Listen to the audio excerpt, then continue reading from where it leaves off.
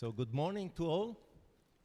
I'm Andrea Valentini, the Chief Scientist of the Decade Collaborative Center for Coastal Resilience of University of Bologna. And welcome to this second workshop organized by DCC. The workshop is sharing best practices in the sustainable management of coastal environments. As I said, we are a center of the United Nations Ocean Decade, and we are in charge of developing the Challenge 6 of the decade, that is increased coastal resilience. Okay, so welcome in this really marvelous, beautiful palace. This is a palace that was started to be built in the 16th century and was commissioned by Giovanni Bartolomeo Malvezzi, the widow of Giovanni Bartolomeo Malvezzi, and this is Palazzo Malvezzi. This is the headquarters of our university, and the architect was Bartolomeo Triadini, that was one of the most representative architects in Bologna during that period. Okay. So we are going to talk about sustainability, so about coastal resilience, and we wanted to organize this workshop together with Regione Emilia-Romagna, because the DCCCR is hosted by the University of Bologna, but it is co-financed by Regione Emilia-Romagna.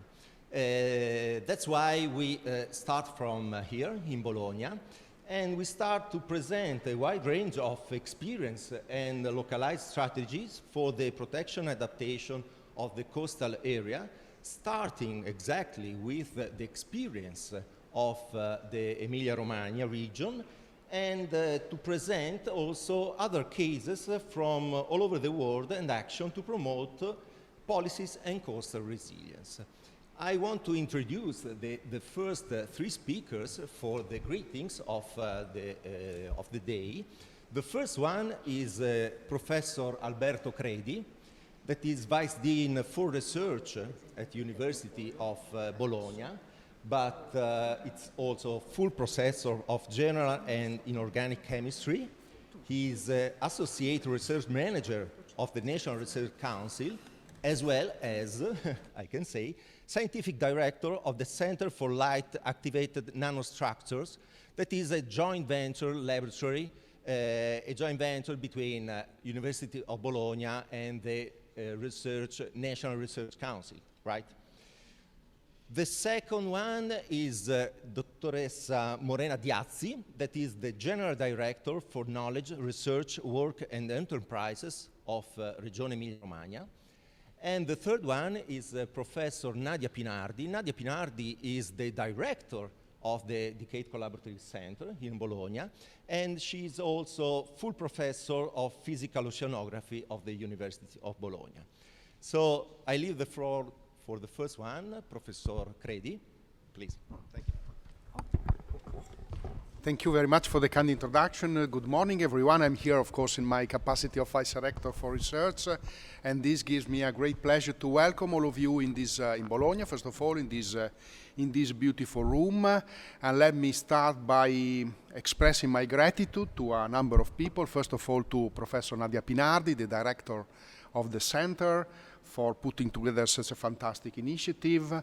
The Department of Physics and Astronomy of our university, which hosts formally the DCC, and of course the government of the Emilia-Romagna region for the support that has committed to give to the center, and obviously last but not least, the UN Decade of Ocean Science, in which the DCC, of course, develops.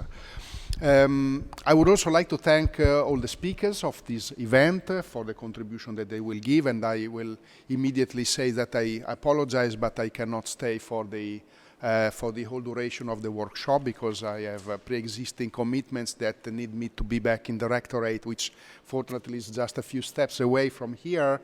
But nevertheless, thank you for your contribution. Of course, thank to all the participants for the presence. Let me just say a few things about this initiative, which is very valuable for us, together with many other initiatives that we have in research, innovation, and training in our university. This testifies the strong interest and commitment of our alma mater to contributing to solutions for sustainable development in all its dimensions. And certainly, given the significance of costs for our environment, in our society, promoting the resilience of coastal ecosystems toward a variety of hazards, which can be, of course, in both natural and anthropogenic, is a key objective in this regard. You know that earlier this year, our region has gone through a series of very serious major flood events that did not touch that much the coasts, but still gave us, let's say, a strong sign of how fragile is our environment and how important it is to protect it, to know it, and to also to, let's say, put the population in order to, let's say, to go through these events. So you will be speaking, you will discussing in this event is also absolutely timely, particularly in this territory. That of coastal resilience is a multidimensional problem, as we know, you know better than me, that requires a multi and interdisciplinary approach, collaboration, interaction with multiple stakeholders, collaboration between private and public, including policymakers. And so I believe that a large public university with a long tradition, such as the University of Bologna, which is active in all domains with excellence, I'm proud to say, in all domains, with a strong record on research and innovation, is probably the best place to develop such an initiative. So I'm also here to confirm the full support of our university to this center. And these capacities, in fact, is already demonstrated by the team put together by Nadia, because these teams, the internal team of the University of Bologna involves, I think, 8 departments, maybe 8 or 9 departments, biology, ecology, physics, engineering, medicine, veterinary, quality of life, and of course also law and political sciences. And finally, but not less important for me, the DCC and the university can mutually benefit from the presence of our large community of students. The University of Bologna has nearly 100,000 students, so it's a very large institution distributed over 5 campuses, some of which are on the Adriatic coast, and with more than 250 first and second cycle degrees and more than 50 doctorate courses. And so, considering the transversal and pervasive nature of the topics and the challenges that you will discuss in this center, it is certainly not difficult to imagine a strong involvement of our student community, for example, through training internship experiences. So I stop here because I don't want to be too long, and welcome addresses are let's say, appreciated when they are, of course, not too long. So again, it is a privilege for our university to host this event. Sharing best practices is certainly the first and very important step to solve problems nowadays. And I wish you all the best for a very fruitful meeting. Thank you very much. Thank you. Thank you very much, Professor Credi. Thank you for the greetings. I leave the floor to Dottoressa Morena Diazzi. Sorry. Oh, yes, good morning and welcome here to Bologna. I bring you greetings from my regional Minister for University and Research, the Professor Paolo Salomoni, who cannot be here today because she has some problems after the mission in Boston. And I want just to thank Professor Nadia Pinardi and all the team at the University of Bologna for the high commitment for this important project. This is, I consider that very important for our region and for our ecosystem. I would like to underline once again the climate change is a central issue, and the impact of climate change on coast is a great interest and relevance for all the countries, and I think that it is very relevant for Italy because we have more than 8,000 kilometers of coast with different natural characteristics, uses, and destinations. This is very important because there is an economy connected to this. There is the civil population. We have a lot of interest for this because this is the nature of Italy, I think. We want to thank for my regional minister for this and for the attention of our cities. There is Rimini here, and I know that with Rimini we are working for a green and a blue economy ecosystem there and so on. So furthermore, in our region, we have just had the experience of the flood last May, which requires policies now to control rivers, water, coasts, and I think that you have to apply new instruments connected to artificial intelligence, digital twins, and so I will consider that all the different departments of our region have to be connected to this. Here there is ARPA. I think this is very important because the control and the resilience of our territory is very, very important. We think that this project, the Decade Collaboration Center for Coastal Resilience, will be able to play an important role by making the contribution available for the policies and also for the different regions and the different countries. We are very interested to support the project, which we hope can grow and develop also thanks to the commitment that the region is putting into the data and the artificial intelligence application. We know that this is a central policy for our region, and then I will show you the Technopole initiative in Bologna that is a very important national initiative for artificial intelligence, high-performing computing, and so on. We also want to mention the collaboration with other institutes that now we are starting, and that with the Massachusetts Institute of Technology on Sustainable Issues, Sensible City Lab. My regional minister went to Boston for this last week, and in this case on the specific topic of the cities and the important goal for us and for our country, that is that of the universities of the United States, Artificial Intelligence for Human Development.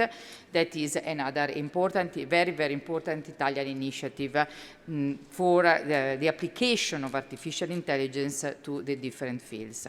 Last but not least, the establishment in Bologna of ACMWF, that is for us very important, and the use of the Copernicus data, and also we are very interested to lead the application connected to digital alert and the specific digital twins that we are elaborating with laboratories in our region. I close by thanking all the participants and in particular the University of Bologna and its partners to develop research activities and competencies for resilience, and in this case, coast resilience and the analysis and the knowledge of climate change.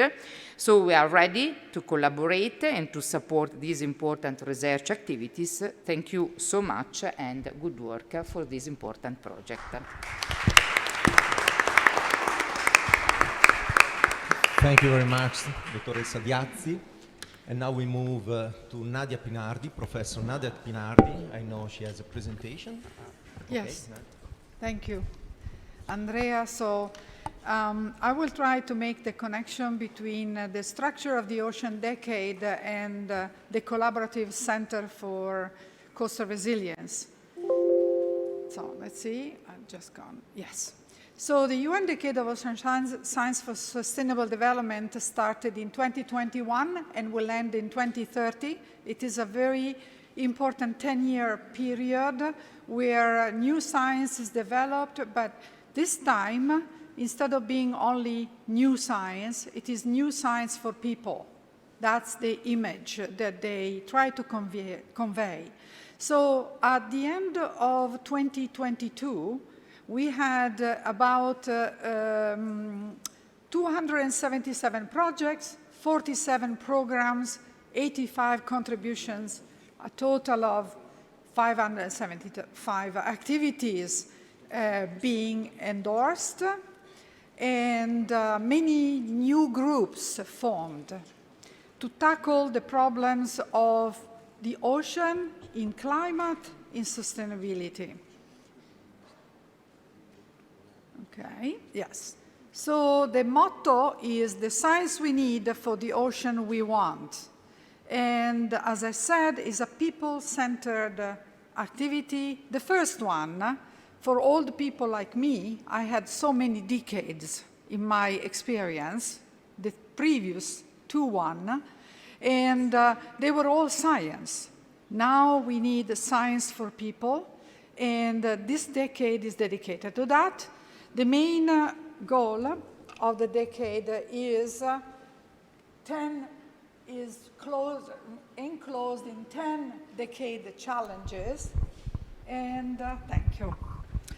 10 decade challenges and 7 decade outcomes. And we are here on the safe ocean part as coastal resilience. So the decade has also a quite complex governance and coordination framework.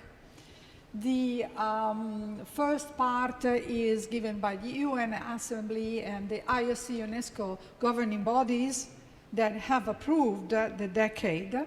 The second level is the Decade Advisory Board and the Decade Coordination Unit from which our center depends.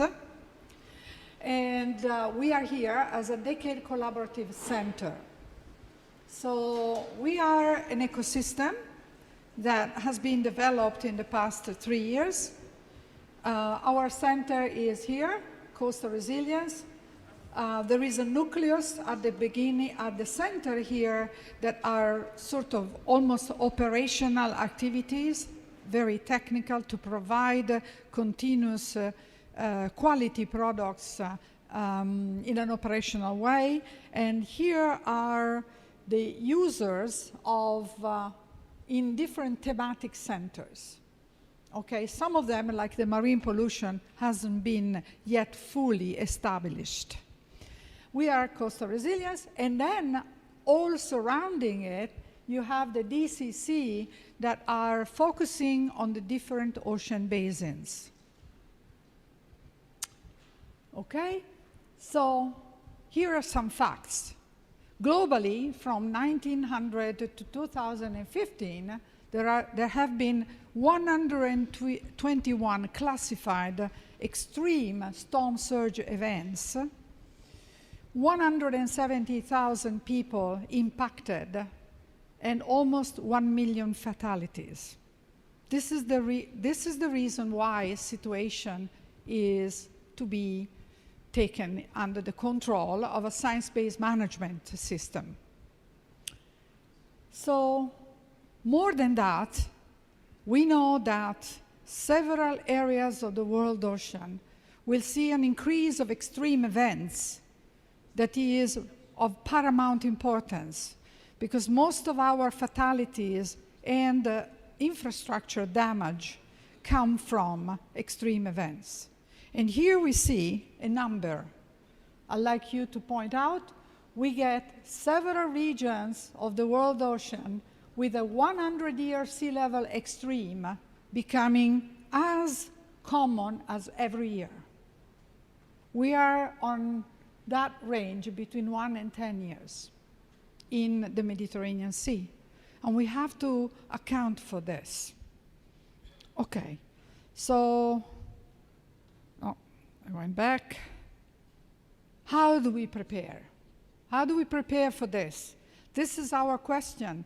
We are not going to solve it completely, but we have to put the basis for solving it. And the DCC-CR is committed to this, working with all of you. Science is progressing.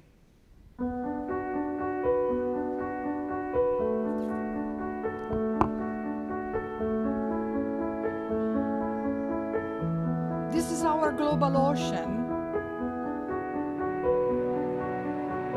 that we discover more and more, going into the details of this modeling, the regional scale, which is also very important, up to the local,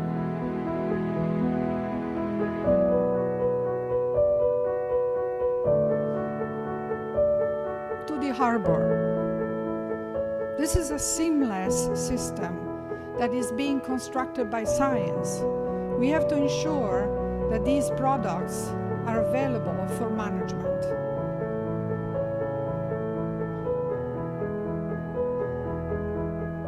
See the areas of high currents. Okay, so science is progressing, but how about the stakeholders, the management people, the policymakers? How are they going to get this information, and how we can transform this information for their needs? Okay, so here comes the action of the DCC-CR. We are not directly developing the new science, but we are making it available to the coastal stakeholders as needed. And so consultation with all of you and upstream and downstream will allow us to understand how to transform this new science in something usable. So our DCC has a governance structure that we built in the past year.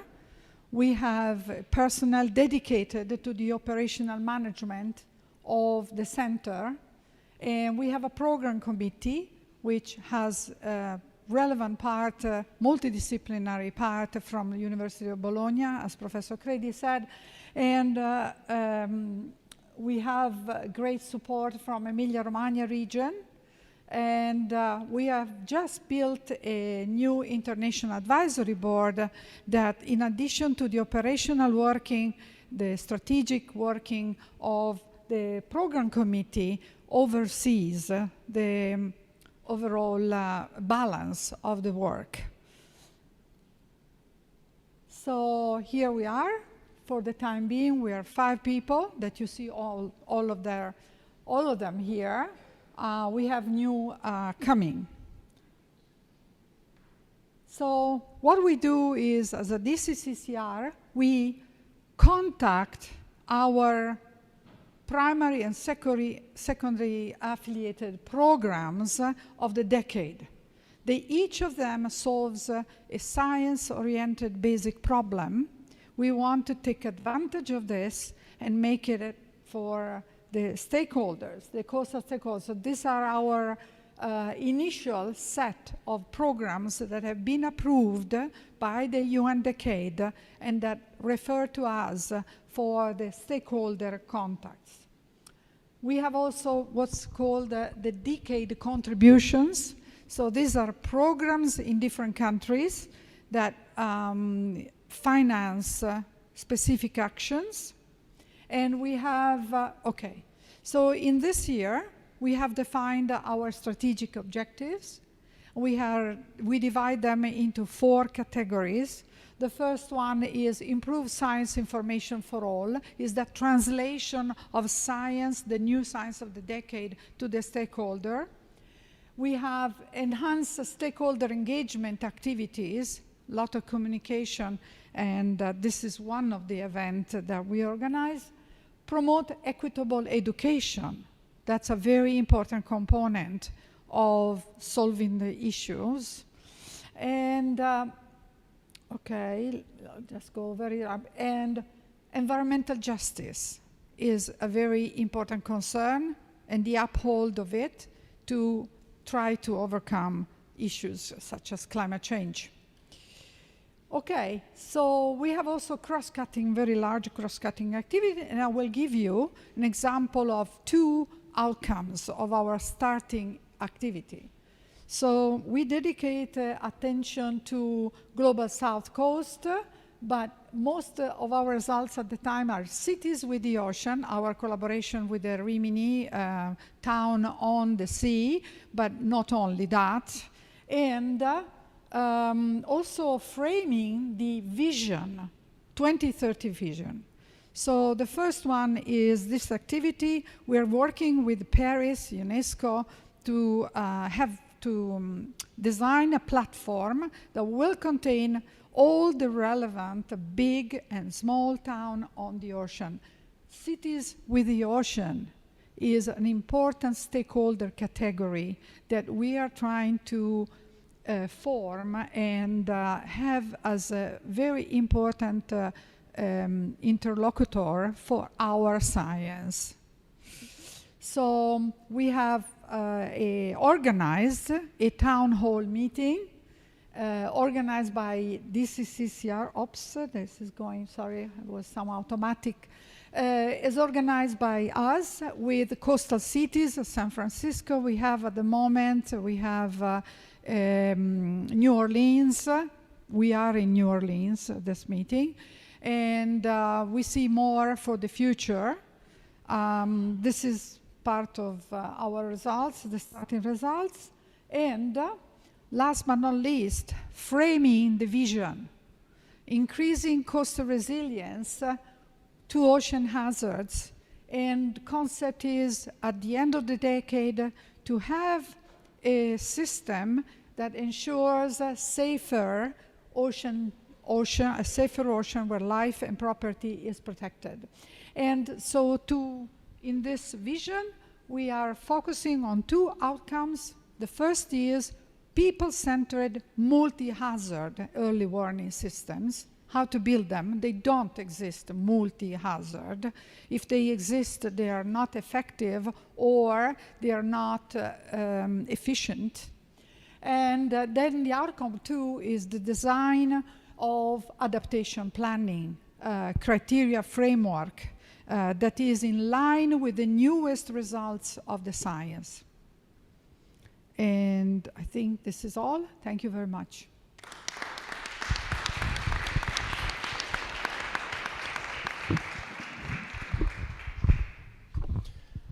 Thank you, Nadia, and thank you to all 3, the speaker.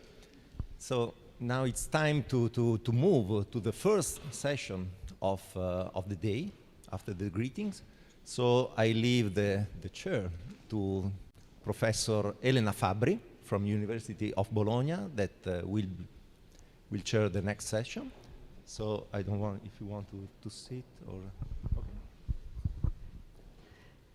Good morning and thank you very much. Thank you first of all to Nadia for organizing all this and also because she involved me in this initiative.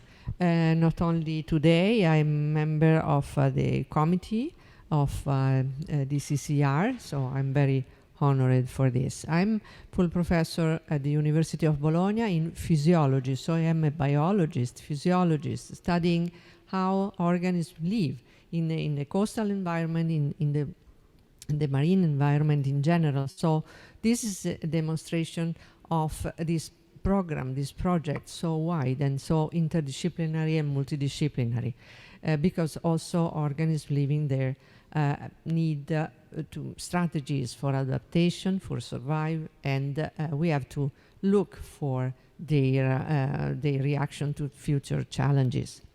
So this just to introduce myself, and now I want to, of course, to start the session. And I'm the privilege to invite the first speakers, and they are from the Emilia-Romagna region, Monica Guida, Luisa Perini, and Roberto Montanari, and they will report about critical issues and strategies for the management and adaptation of the Emilia-Romagna coastline to climate change. Thank you very much, and the floor is yours.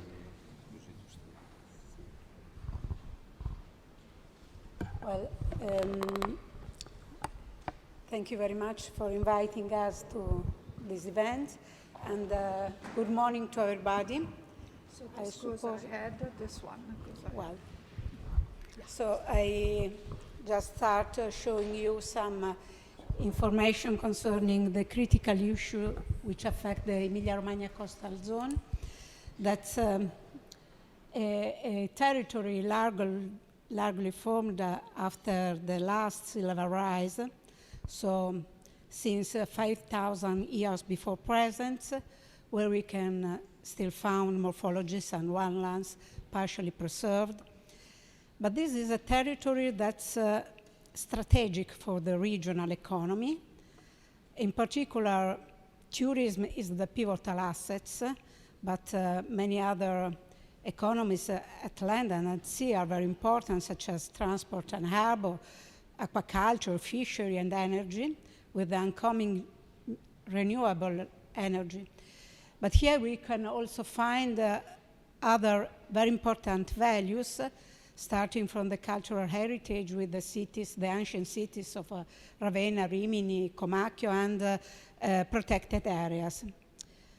Unfortunately, the coastal plain underwent a very fast urban sprawl, especially after the Second World War, where many infrastructure was built that interfere with nature.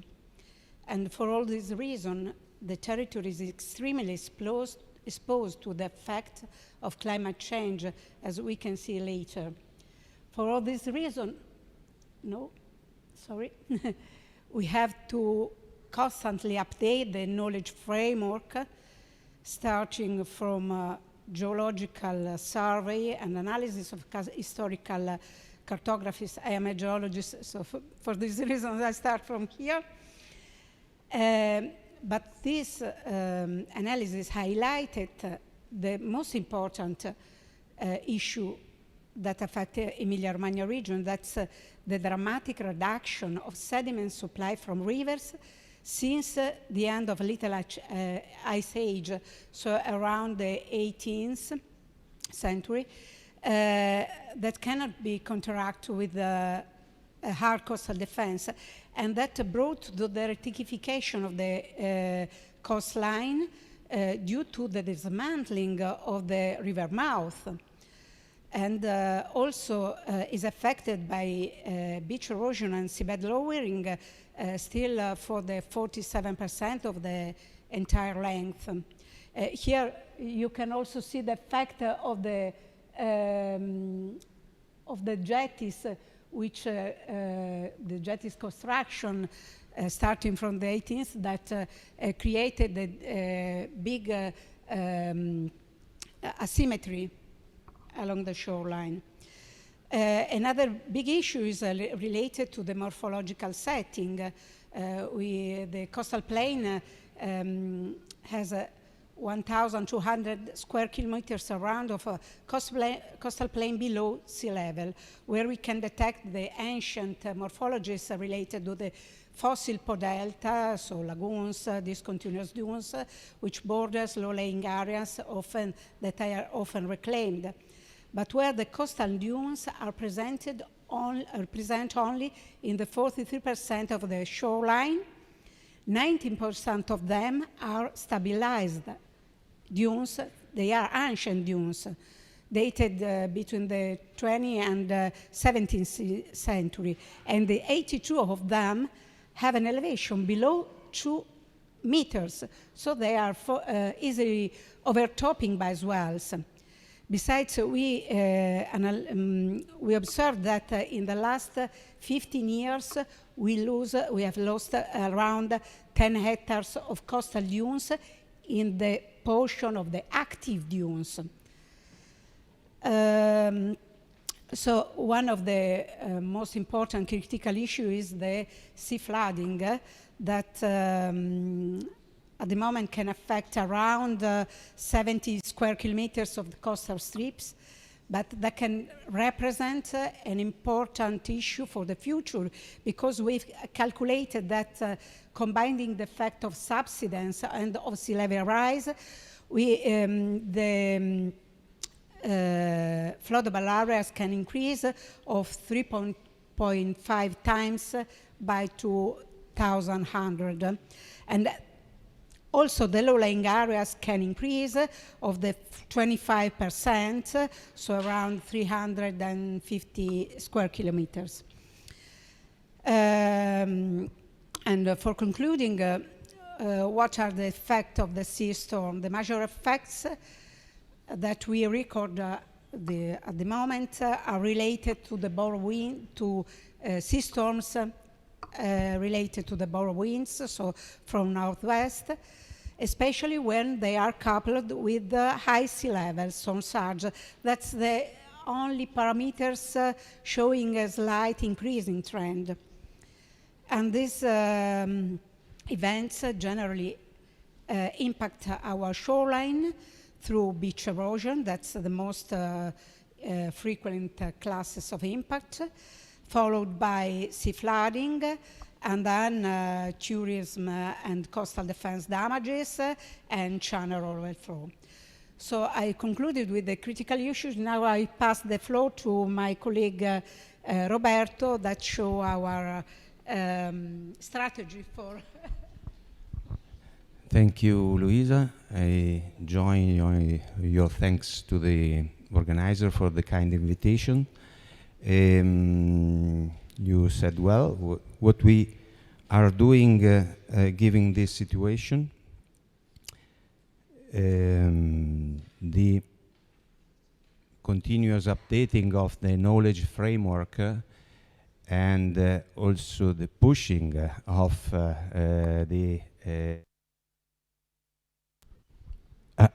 okay, sorry. It was also the situation given by the effects that we are experiencing in the last years on the coastal lines and the coastal territories given by the climate change pushed the region to start with an updating and upgrading of its previous strategy that was coming from the ICZM guidelines approved in 2005 from the work started at the beginning of year 2000 and almost dated given the changed situation and the forecasting of expected impacts of climate change. So the region started a process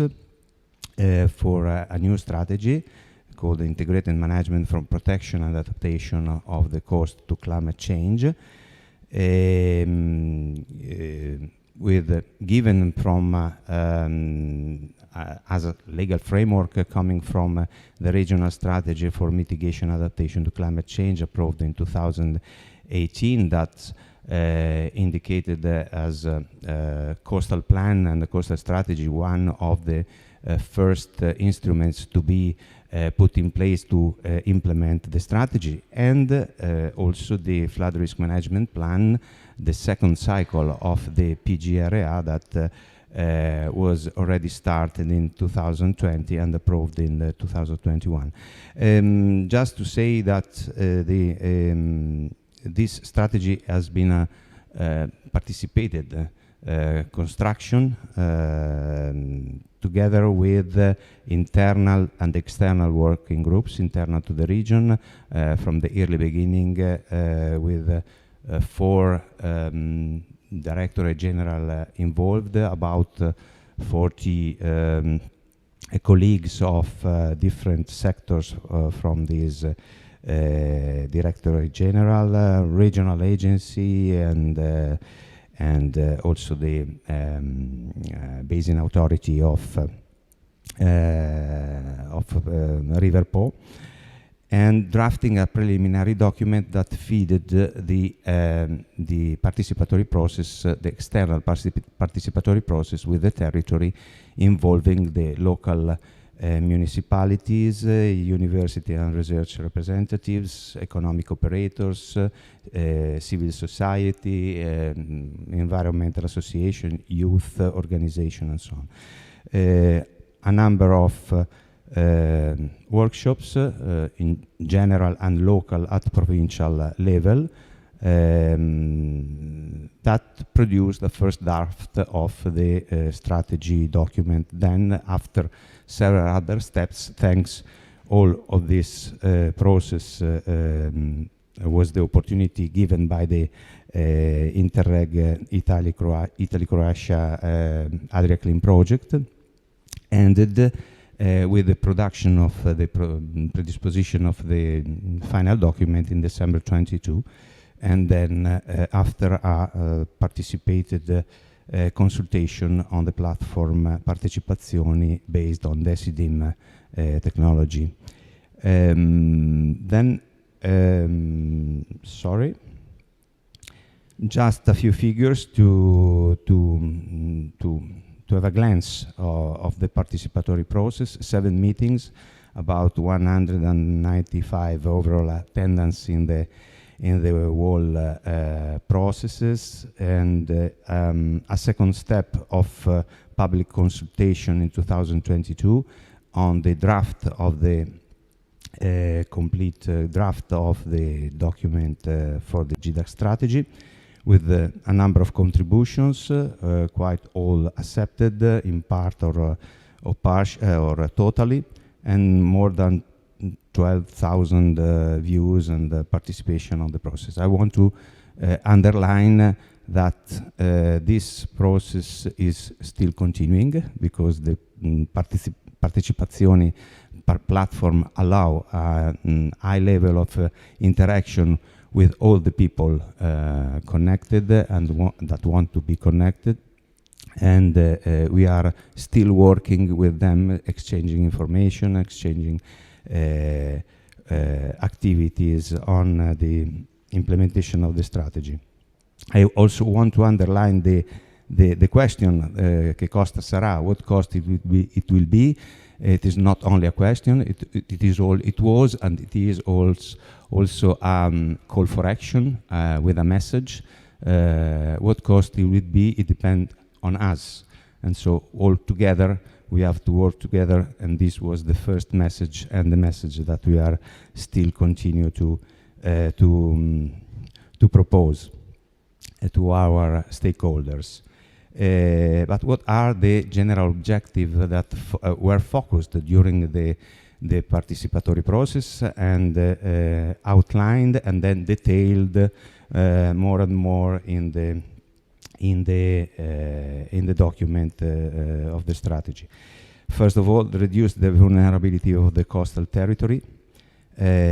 Also thinking about the beach as the first defense structure for the territory, not only a business place, a place to make the business with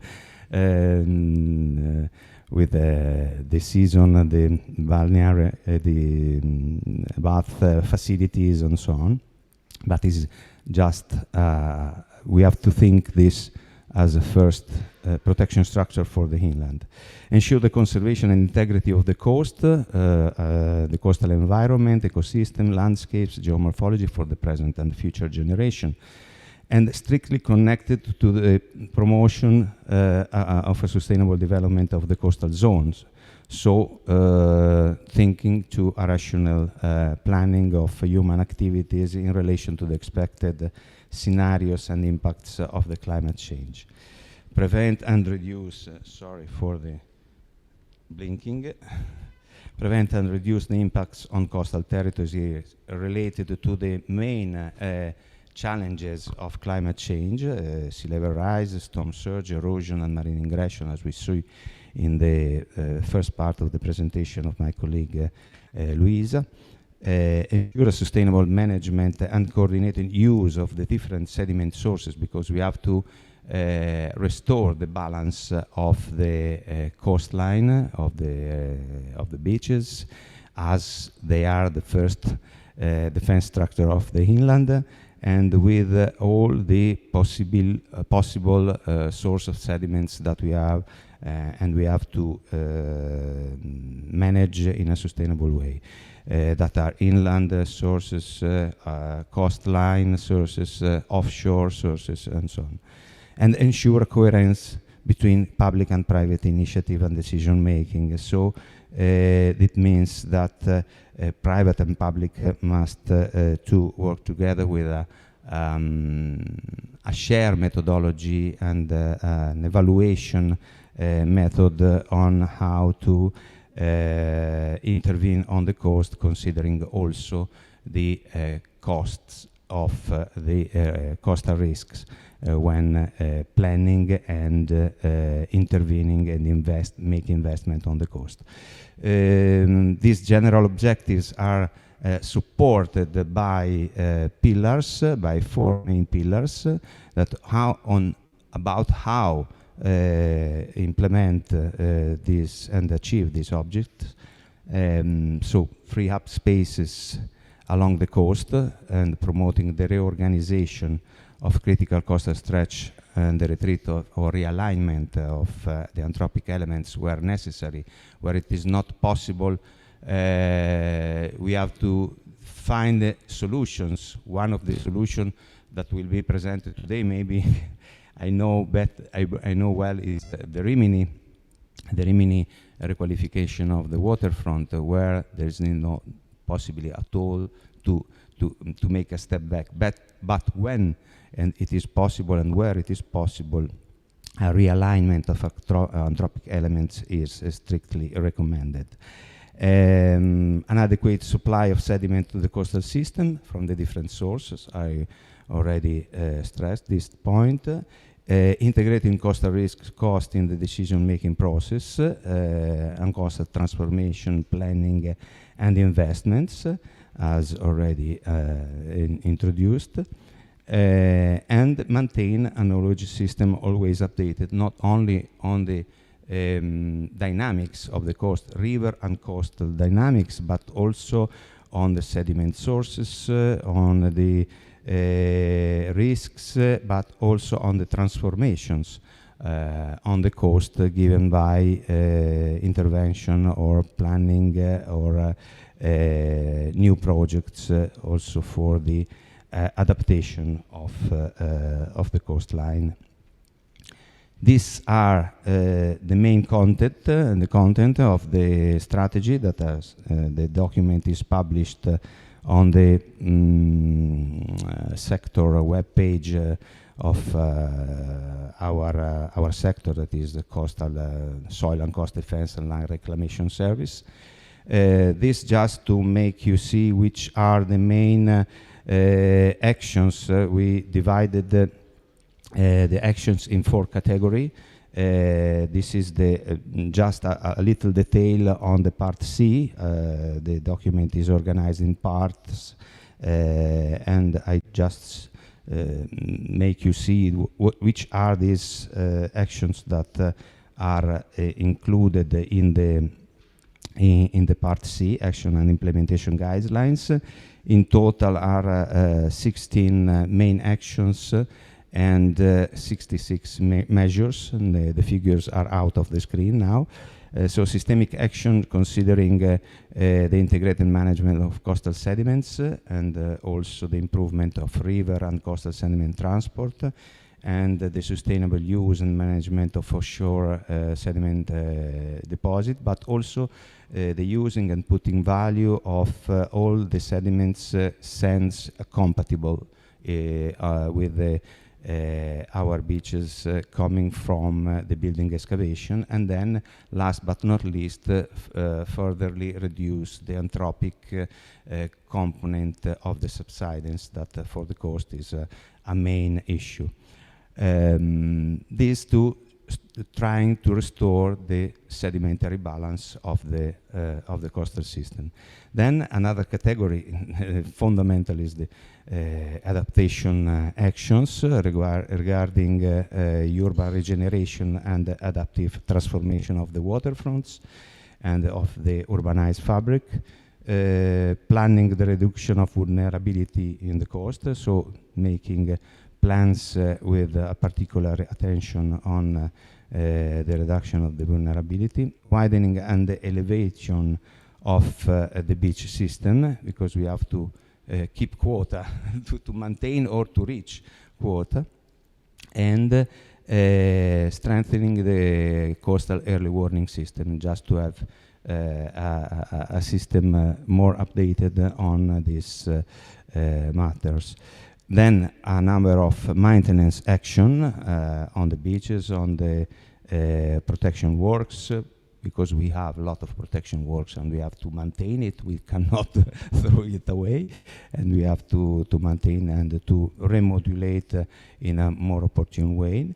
And also a particular attention to the port fronts, port channels that are normally strictly connected with urban coastal cities, and then cross-cutting actions that are the construction of an intergenerational pact for the Emilia-Romagna Region coast, including involving the new generation in the people that will be the future administrators, the future researchers, the future economic operators acting on the coast, and continuously update and develop the knowledge framework, and then include in the document there is also a specific section including a method for the coastal risk assessment within the cost-benefit assessment and evaluation of intervention on the coast. I'm just concluding. The document is completed by monographies on coastal provincial stretches with some information about brief reports about pressure, status, impacts and response indicators, and other critical information on critical spots, and what to do in that area, and which kind of transformation are foreseen in the next 5-10 years. This is another rapidly participatory process we had at the first part of 2023, involving directly the young generation, young representative organization in the process downstream to the strategy completion, thinking about how to collaborate between the generation for the governance, so the implementation of the strategy, the governance of the coastal area, how to co-design a communication and participatory intergenerational, not conventional communication strategy, and how to promote continuous intergenerational learning on coastal protection and adaptation. This was a process that produced some prototypes that are available on the website on how to develop this mechanism of governance and language communication methods and so on. The monitoring of the GDAC is already started. There are two kinds of monitoring actions. One is the implementation, the state of advancement of implementation of the GDAC, and the second part is the monitoring the efficacy of the actions and intervention proposed by the strategy. For concluding, just a few figures to make you see how the activities are developing downstream and in parallel and downstream to the development of the strategy and implementation of the strategy.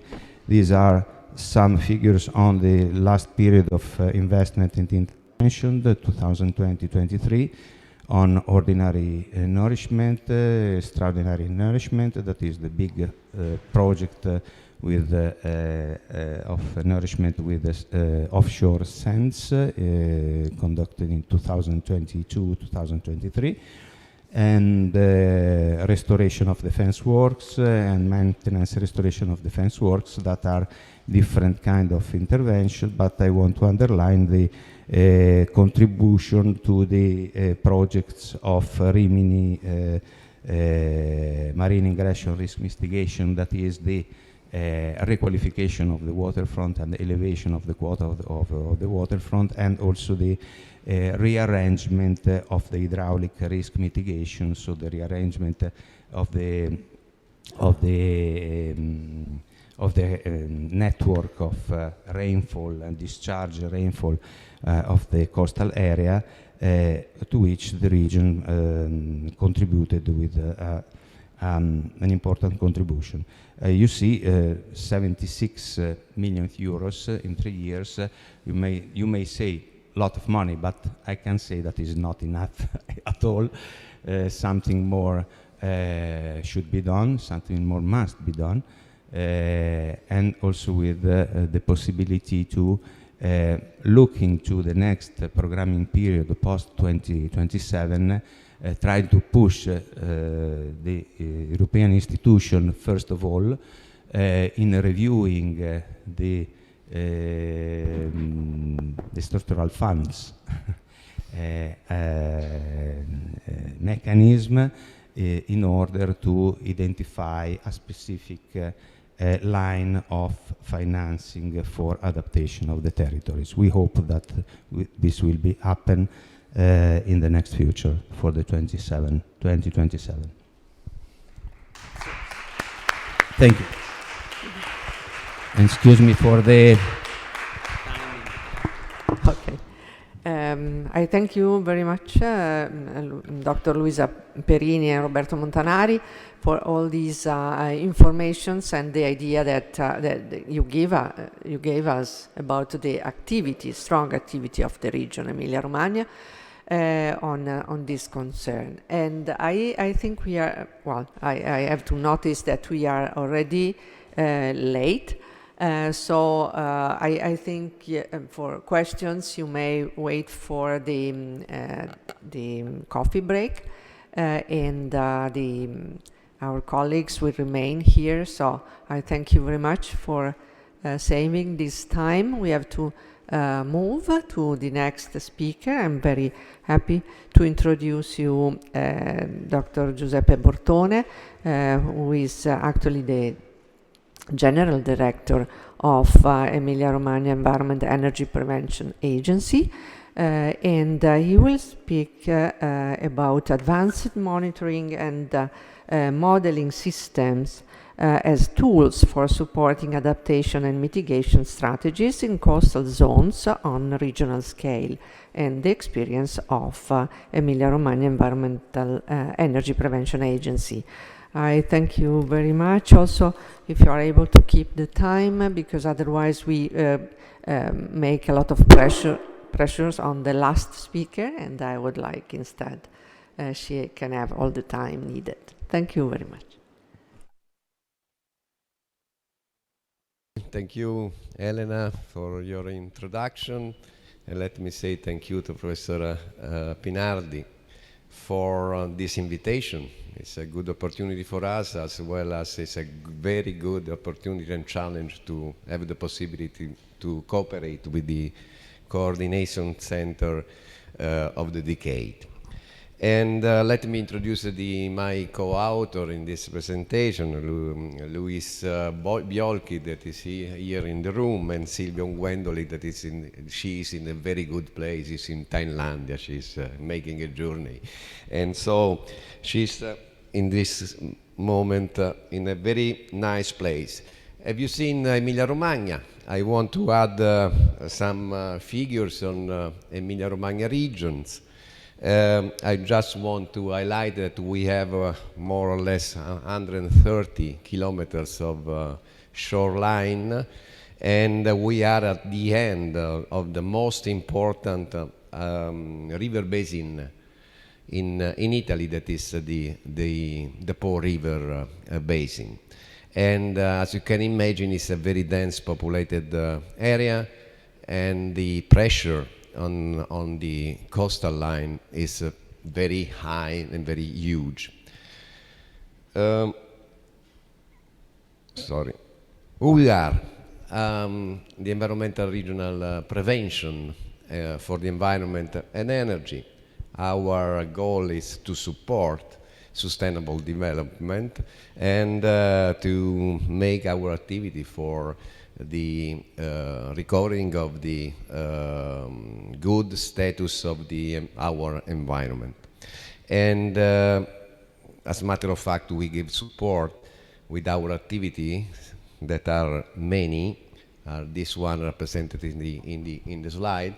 And you know, we go from the environmental control and surveillance to monitoring, analysis, and laboratory. But staying on the topics of today, I want to highlight our vessel, the oceanographic vessel that is called Daphne, and is doing monitoring on the Adriatic Sea. And the two structures that are the observatory on climate change at the regional level and the observatory for energy, renewable energy. And what else? We are particularly busy, and we have a unit which is called hydrometeoclimate structure, who makes essentially the weather forecast and I can see here meteorological climate and hydrological studies. And these are more or less our activities. Climate change in Emilia-Romagna. It's a reality because here some figures. You can see the increasing of the temperature. In average, we have 1.1 degree higher compared to the reference period, which is 60-90, so 1.1 at the regional scale. That corresponds more or less to the global increase of the temperature. And what else? The extremes. The extremes events is a reality, and the frequency of these extremes are becoming higher and higher. And we have just represented the last one. I don't know if you know, but the Emilia-Romagna territory was bit by a very important, significant flood in May of this year, 2023, and 600 millimeters of rain, heavy rain, in 17 days. You have to imagine that the year average in this area is 900 millimeters per year. 4 billion cubic meters fall down through the rain in a very large territory of the Emilia-Romagna. And 23 riverbanks collapsed more or less simultaneously. And what is really very impressive is the area that was flooded is represented in the slide. And this happened immediately after a very long period of drought. This period of drought started in early 2022 to end in April, few days before the flood of May. And so this is a practical demonstration that the variability of the impact of climate change is one of the most important challenges that we have to face with. What we do, we are a functional center for the civil protection, the Department of Civil Protection. That means we give the information, the data, the basis for the decision makers for facing with the emergency and the warning about the impact of the weather. You know, here our service, the Meteo Climate Service, make the real-time forecasting and monitoring on hydro, meteo, and sea condition, and produce the warnings that goes to the Department of the Civil Protection for publishing the so-called alert bulletin. There is a colored code in yellow, green, and red that is produced and is spread around the regional territory. What is particular this kind of alert systems is that we have dedicated services for warning coastal risk. So among the hydraulic risk, the weather risk, we have also the warning directed for the impact of the surge or even coastal risks.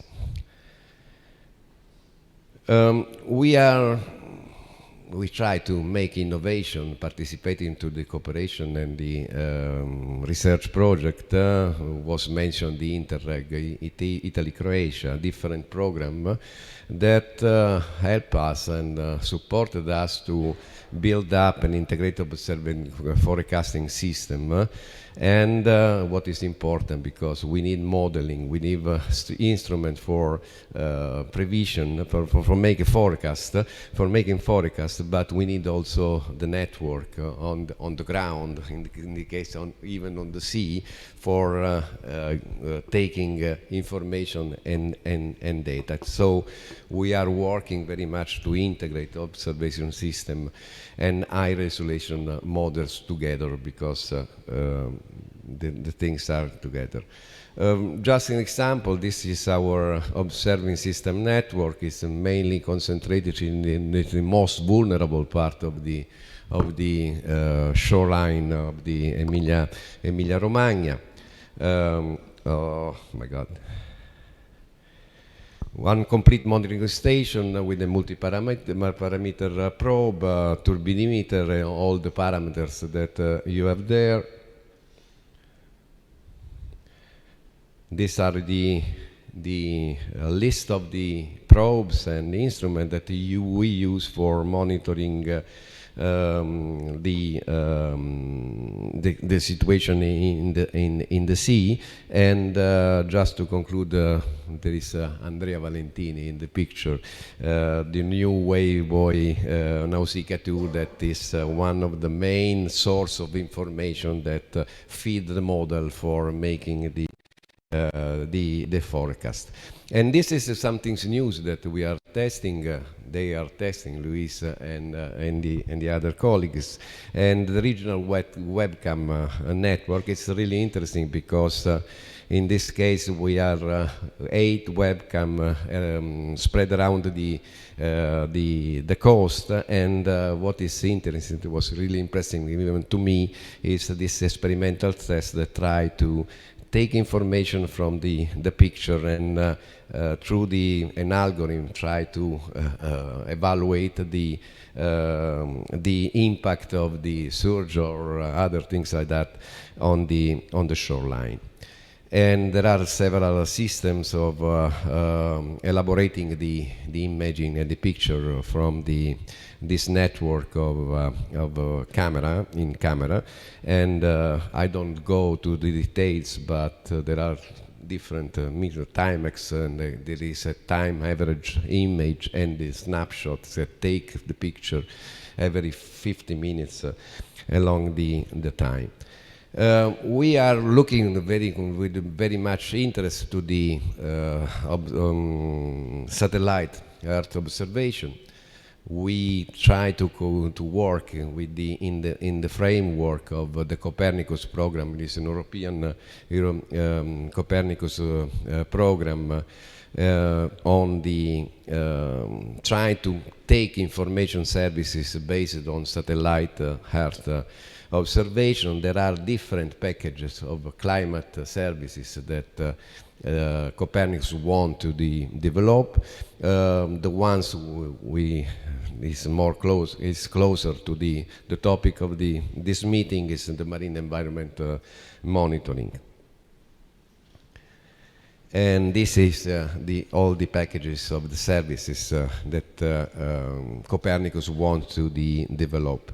And among the others, coast and marine monitoring, tracking and prediction of waves, coast, and the things we are discussing today.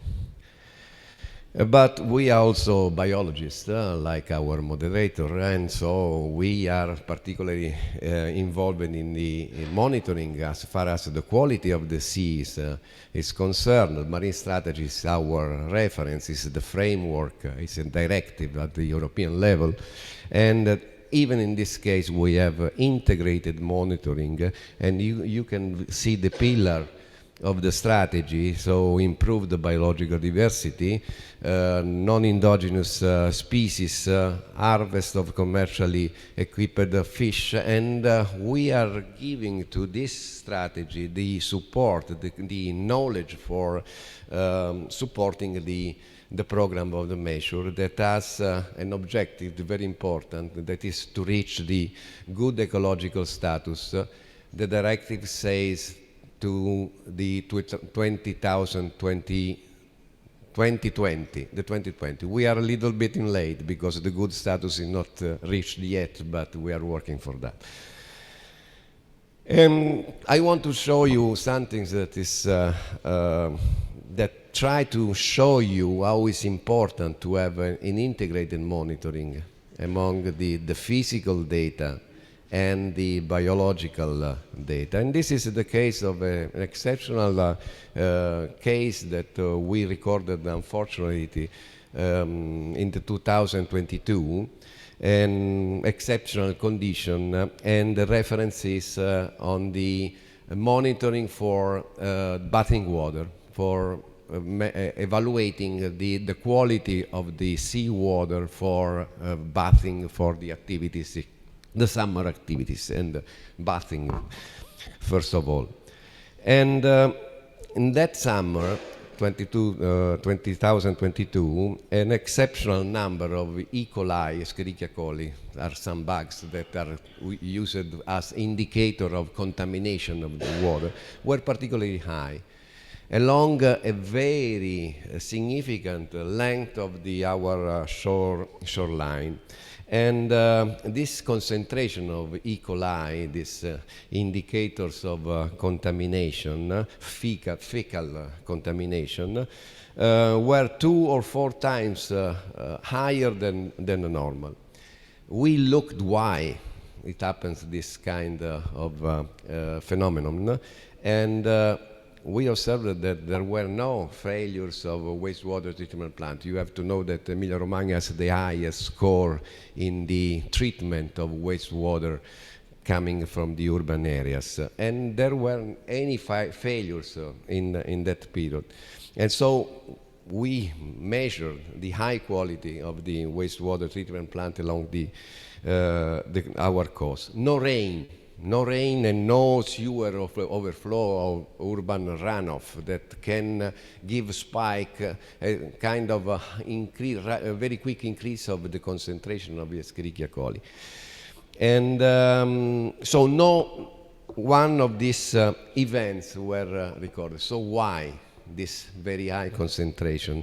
This concentration were also measured and compare with the value recorded in 2021, and you can see for the graphs, the upper graphs there, with the exception of some spike due to the runoff or due to some very heavy rain of that period, you can see there are only few points.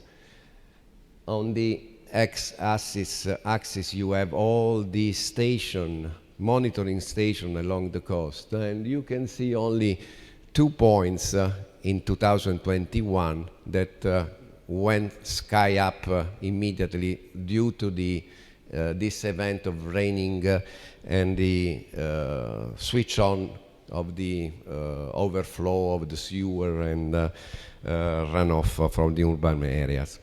But if you look at the 2022, you see a higher average value of this the value, and a confirmation of the high concentration of Escherichia coli. So why? And that is why the need for integration of the information, of the monitoring. So not only physical data, but even biological data, and put together all the instruments for monitoring. We use the satellite picture. This was taken by Sentinel-3, one of the satellites of the Copernicus Galaxia. And these are the data, these are the pictures taken in July, when the concentration of Escherichia coli was particularly high. And you can see just looking at the chlorophyll, you know, in the Adriatic Sea, the current along the coast is anti-clockwise. Usually it's like that. Along very close to the sea, to the coast, can be considered as anti-clockwise. In that period, looking at the plumes of the river, if you look at the arrows, the red arrows, and you see the plumes, they are going clockwise. I see Professor Pinardi that said, it's not properly true, but what was true is that in that period, the Adriatic Sea was in a dead calm at all. So the sea was completely calm. What else? We compared the temperature concentration in that period, and the average seawater temperature was 28 degrees, the highest value from the 2001, and we had also some peak at 31 degrees. The salinity was particularly high, and the flow rate of the Po River, the main river that contributed the fresh water to the sea, was at the lowest value never recorded in the history. So there was something that was related to the physical condition, the temperature. There was a very good relationship between the data measured in the sea towards our monitoring station and the data taken from the satellite. And this is another very interesting issue. So the possible causes of bacteria contamination was a combination of exceptional meteorological, hydrological, and marine conditions possibly associated with climate change. And we are working even in the context of the WHO on this problem, because it's something that needs to be upgraded for understanding better the phenomenon. So modeling is an instrument for better understanding this phenomenon. We are putting together different kind of capacity in modeling and making the forecast. So we are trying to use all our system, starting from the meteorological model, with some model that can couple the wave current oceanographic model, putting together with high resolution hydrodynamic model, and integrating with the information of other source of of data that in the case of water quality is surely related to the hydrological models and the pollutant contaminant discharge. So we are trying to make in this package, this platform or model, in order to have another instrument much more powerful than the conventional monitoring system. And of course, this kind of approach can be used for even other purposes. Conclusion. So I'm just in time. So integrated monitoring and modeling at the local scale are fundamental for coastal adaptation plans and for local scale mitigation strategies. I didn't speak about mitigation. In the title of our presentation is adaptation and mitigation, but the mitigation for us is even important, and the information, the knowledge coming from the monitoring can be very important for pushing and the build-up of new installation for renewable, and the case is that against Rimini is one of the territory involved in this challenge. Is the example is the wind farms for the production of renewable energy from winds, and even in this case, the installation, this proposal of new plants for renewable energy need data and modeling for climate scenarios. Integrated modeling capacity is needed for water quality and coastal risk management. The case of bathing water was a clear example, and implementing innovative co-design practices for coastal resilience. That is the main mission of the decade of the coordinate of this decade, coordinating center. Just very last conclusion. Sometimes the local approach, the local expertise can be used at the global state, and I want to give you one example. We are honored to cooperate with our Navy.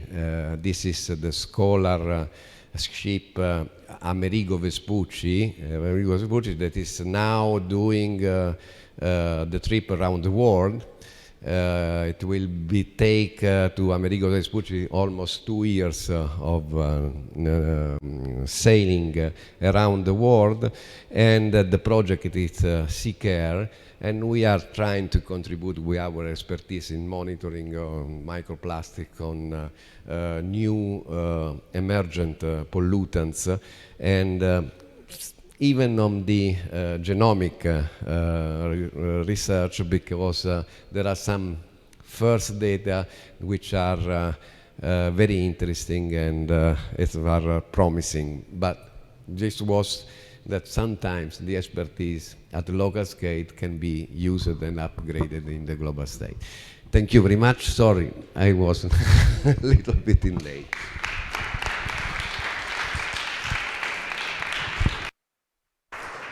Thank you. You have so many things to say, of course, and so many activity that ARPAE is performing. So thank you very much.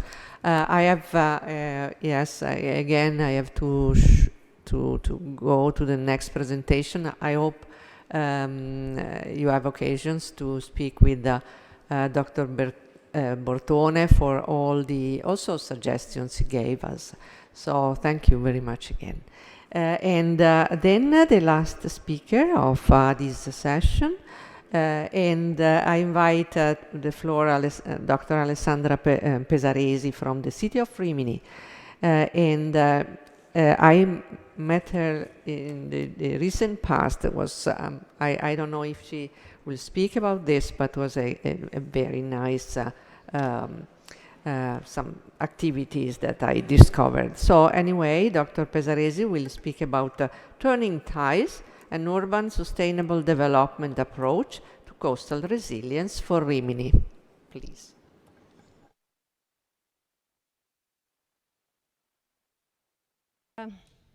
Thank you. Questo è quello che va avanti. Ah, quella sotto. Okay. Thank you. Thanks for the invitation. the DCC, the University of Bologna, and the Regione Emilia-Romagna.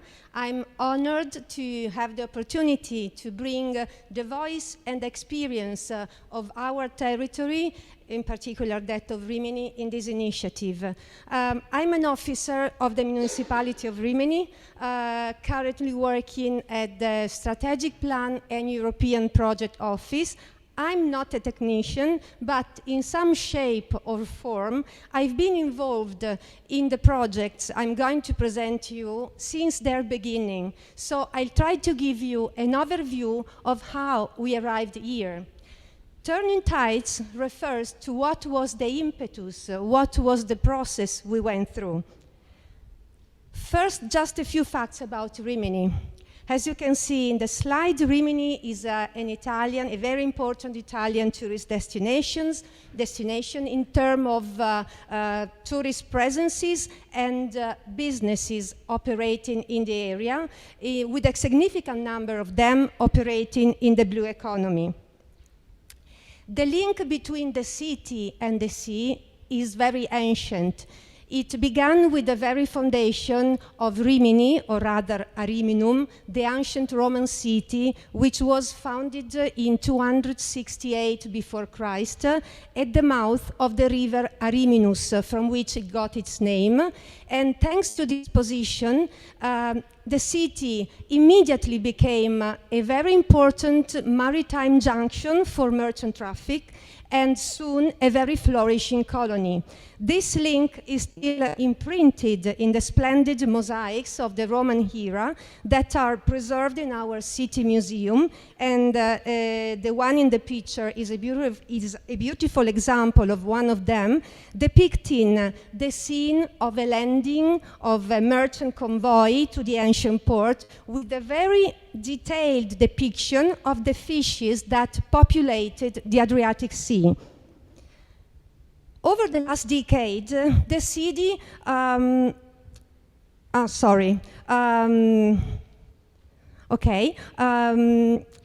over the last decade, the city had seen a sharp turnaround in its development model, recognizing the limitation of a quantitative approach in meeting the needs of residents and tourists in terms of quality. And thus it has become a decisive acceleration on urban regeneration based on green and blue sustainability. It is precisely the sea that still today is a primary factor of our coastal tourist economy, which still represents a central element of our urban health and the real engine of a new economic, social, and environmental attractiveness. Rimini di Verde e di Blu is the title of our Sustainable Urban Development Strategy, which has been recently approved by the Emilia-Romagna Region and funded with the European Regional Development Fund 2021-2027, which is based on this vision and on the blue growth. But where this vision came from, it was in 2007 that the city had initiated a multi-actor participatory process to create a long-term strategic plan to collectively set the city's vision and propose specific interventions to guide Rimini's future. It was the strategic plan that elevated the status of the sea, shifting it from being considered just a background of the city to become a central element of a redevelopment concept to radically transform the tourism sector. This expectation of the strategic plan was later translated into the Sea Park project, conceptually branded as Sea Wellness Park, with the change of function of Rimini's 15 waterfront, focusing on the principles of health, quality, and connection. This multi-level, multi-stakeholder governance and engaging with the community process would ensure that the strategic vision and work would be successfully carried across election cycles. Of course, a fundamental precondition for sea wellness is literally that the sea must be well. It must be protected and enhanced to ensure its water quality is sustainable both for humans and wildlife.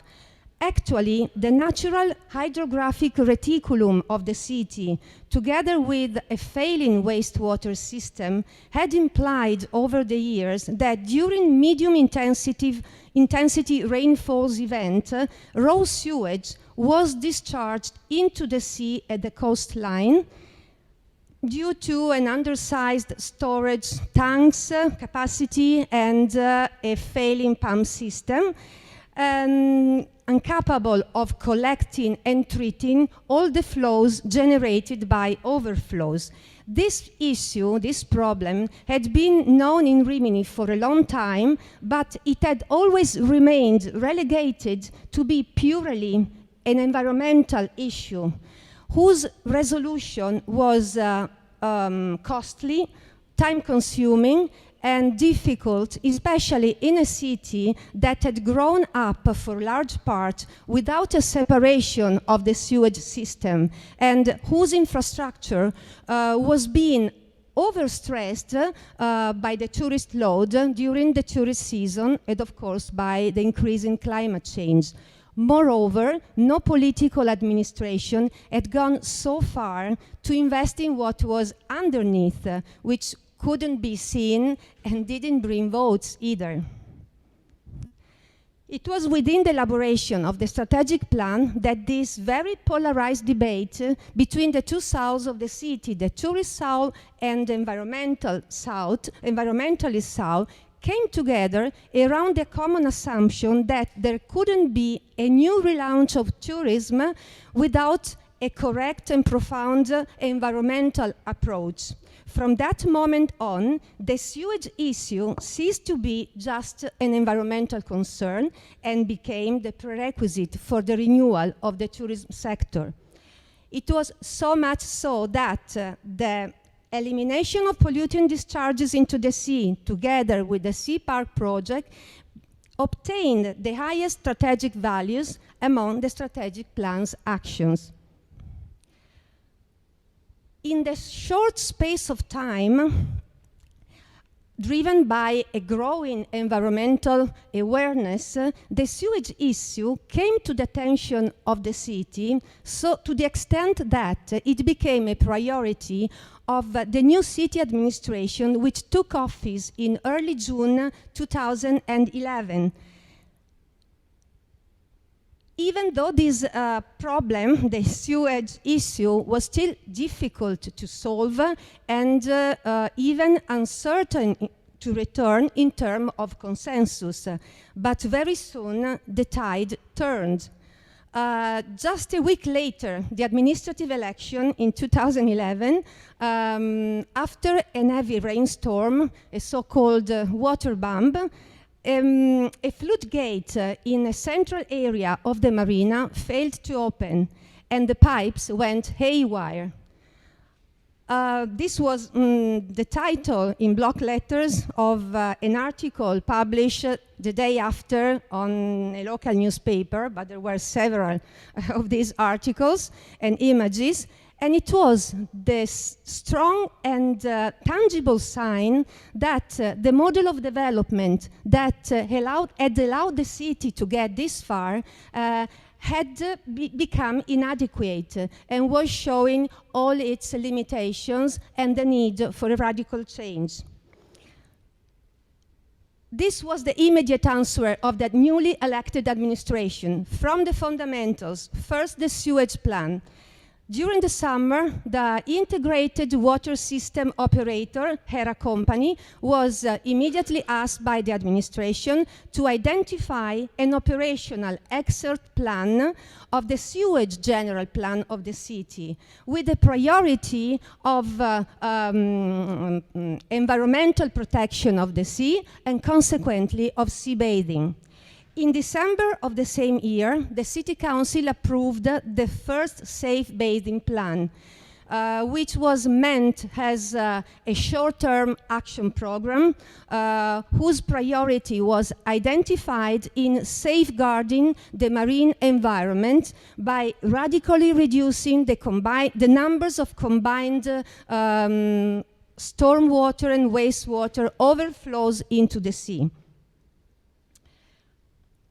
The later, further updated Safe Bathing Master Plan, which has been implemented by Hera Company in collaboration with the municipality of Rimini, is based on these 4 strategic lines. You can read them in the slide, and has as main target the 100% reduction of bathing water bans on the Rimini coastline for rainfall events.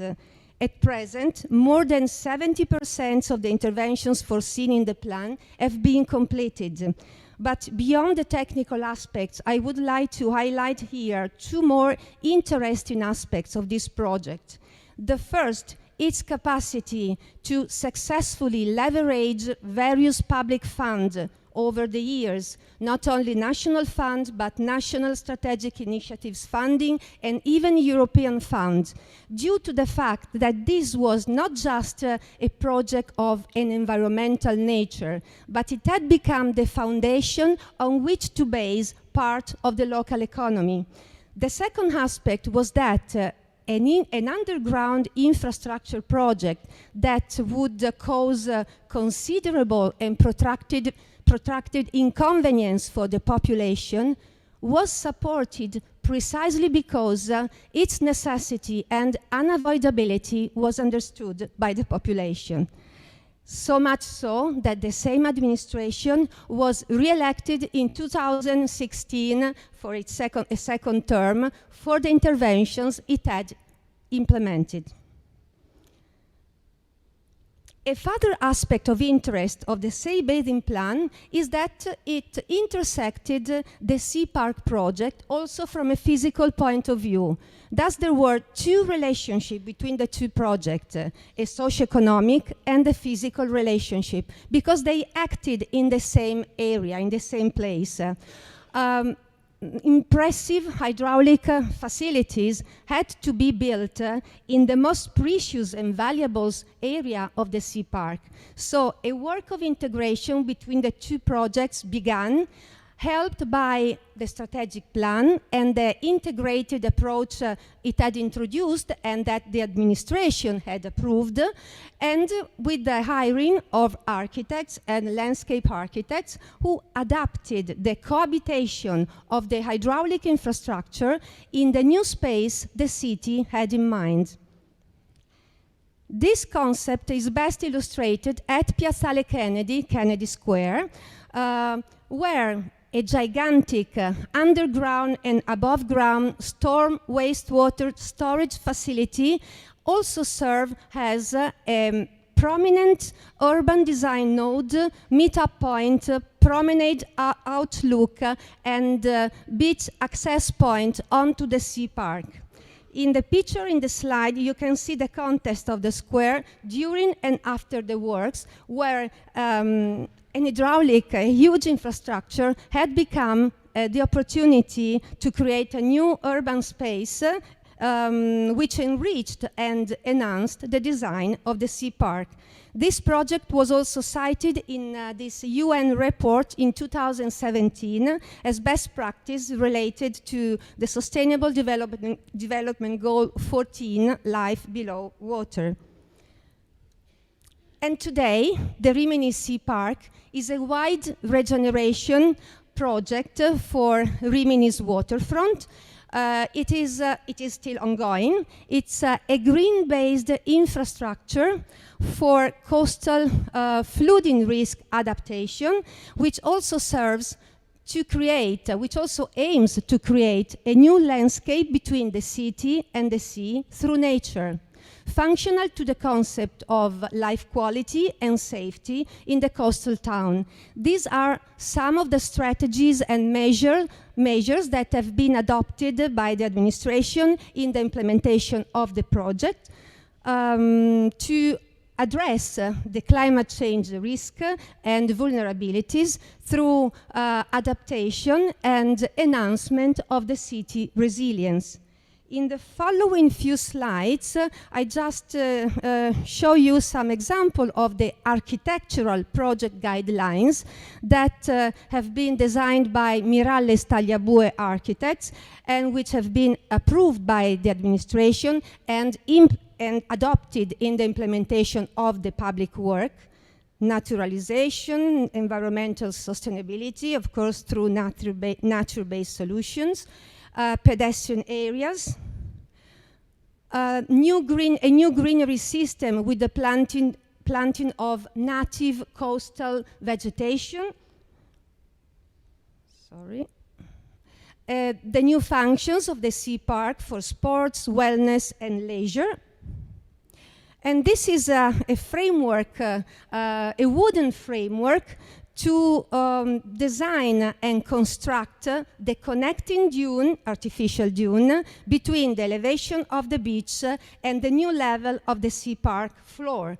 Due to hydraulic studies which have been carried out recently, the new level of Rimini's waterfront has been calculated in being 2.85 meters higher than the mean sea level, which this is to adapt the risk of marine ingression. And the current waterfront, new waterfront, is an average, its floor is an average higher 80 centimeters than the former floor of the previous waterfront floor. This is the Rimini's waterfront before the sea park, and this is Rimini with the sea park.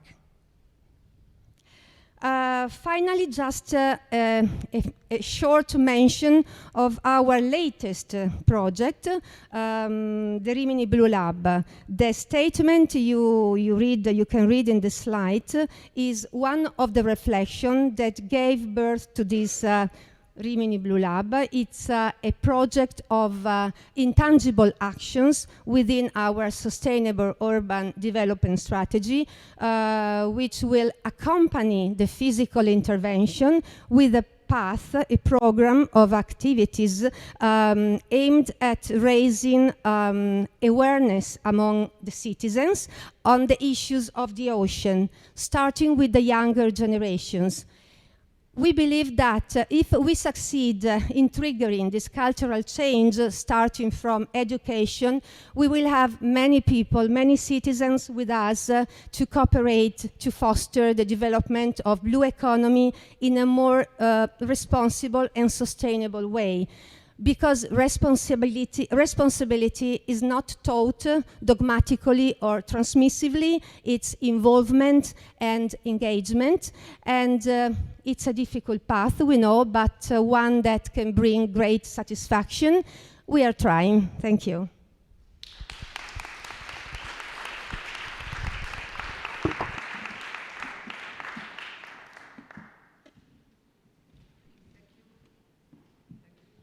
Alessandra Pesaresi, you anticipated my presence here, so you were perfectly on time. And thank you very much. I think we are a bit late, and then the next session will have in heritage from us a delay. But then I think it's time for the coffee break. And the speakers are certainly available for questions during the coffee break. Thank you very much. I really am grateful with the speakers because despite my presence and my urgence, they were able to show what the region, Emilia-Romagna and ARPAE within the region, and now also Rimini, are able to do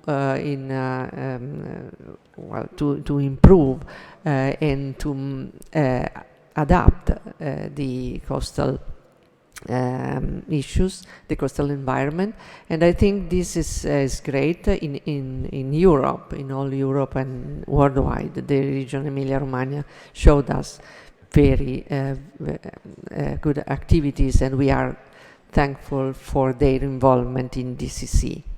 So thank you very much, and see you in a short while.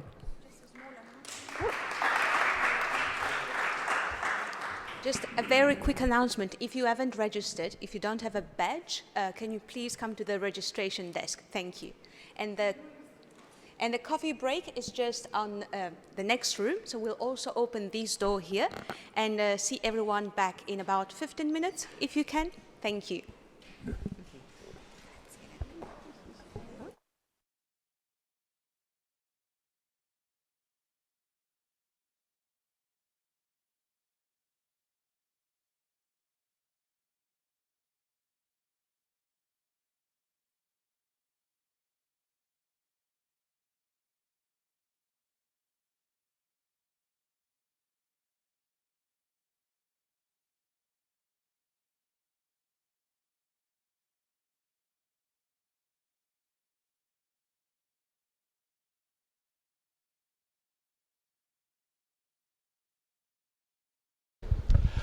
Okay, so let's start with the next session. I'm sharing it. I'm Hauke Reuter from the Leibniz Institute for Tropical Marine Research in Bremen. And actually, the ZMT in Bremen is the only research institute in Germany which is entirely dedicated to research of coastal ecosystems in the tropic. So we are doing research in the tropics, but not only research, but also investigating or aiding management of sustainable use of tropical ecosystems. So that's what we are doing.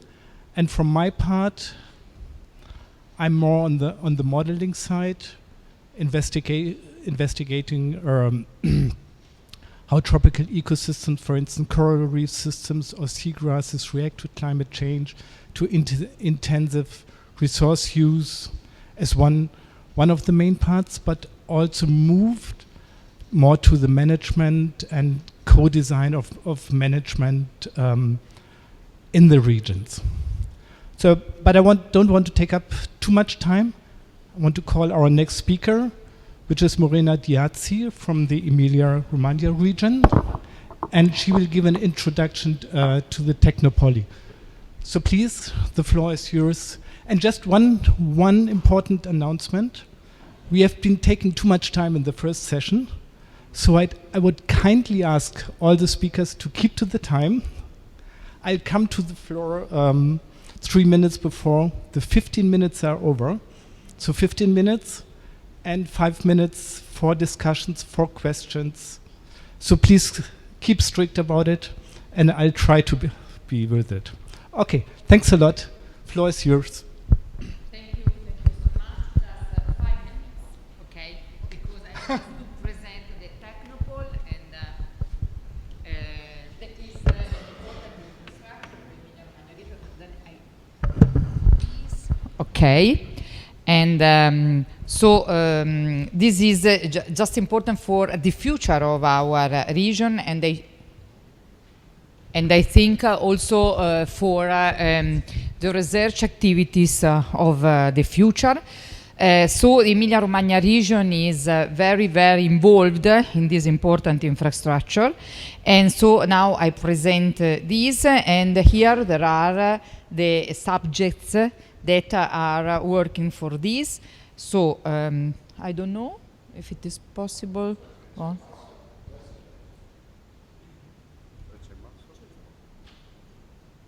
Okay. Thank you so much. So for us, the Technopole is very important because our region is working for a regional ecosystem for research and innovation, and we are very, very focused on this, and we are the first region in Italy now for the capacity to do research and innovation, and with the regional innovation scoreboard, we are the first region in Italy, and we are in the 30 regions of the European Commission, of the, I'm sorry, not European Commission, of Europe, so what we want now to stress is the capacity of our region to increase research and innovation. And we have a system, an ecosystem, where there are national and international research centers. We are a very manufacturing industries, but in the last 2 decades we have involved and we have just focused a lot of our activities on research and innovation for industry, but not only for this, also for sustainable capacity of our cities to change their approach and so on. And we have 7 national and international research centers that are for us very, very important, 7 universities, 91 accredited laboratories of our universities, but also of private sectors. So there are a lot of new subjects that operate in this important sector, 2 European agencies, authorities that are very important for us. The first one is EFSA, the Safety for Food and so on, and ECMWF that is here with us. And for us is very important because ECMWF has a very important role, not only for the data, but also for climate change and so on. And then incubators, accelerator, clusters that are association where there are different subjects, companies, laboratories, and also all other subjects that operate for the competencies and so on. And we are member of Partnership for Regional Innovation and the Collocation Center also for Culture and Creativity. And now I have just to add the other important center that we want to increase on the decade of the ocean and so on, and this is for us very, very important.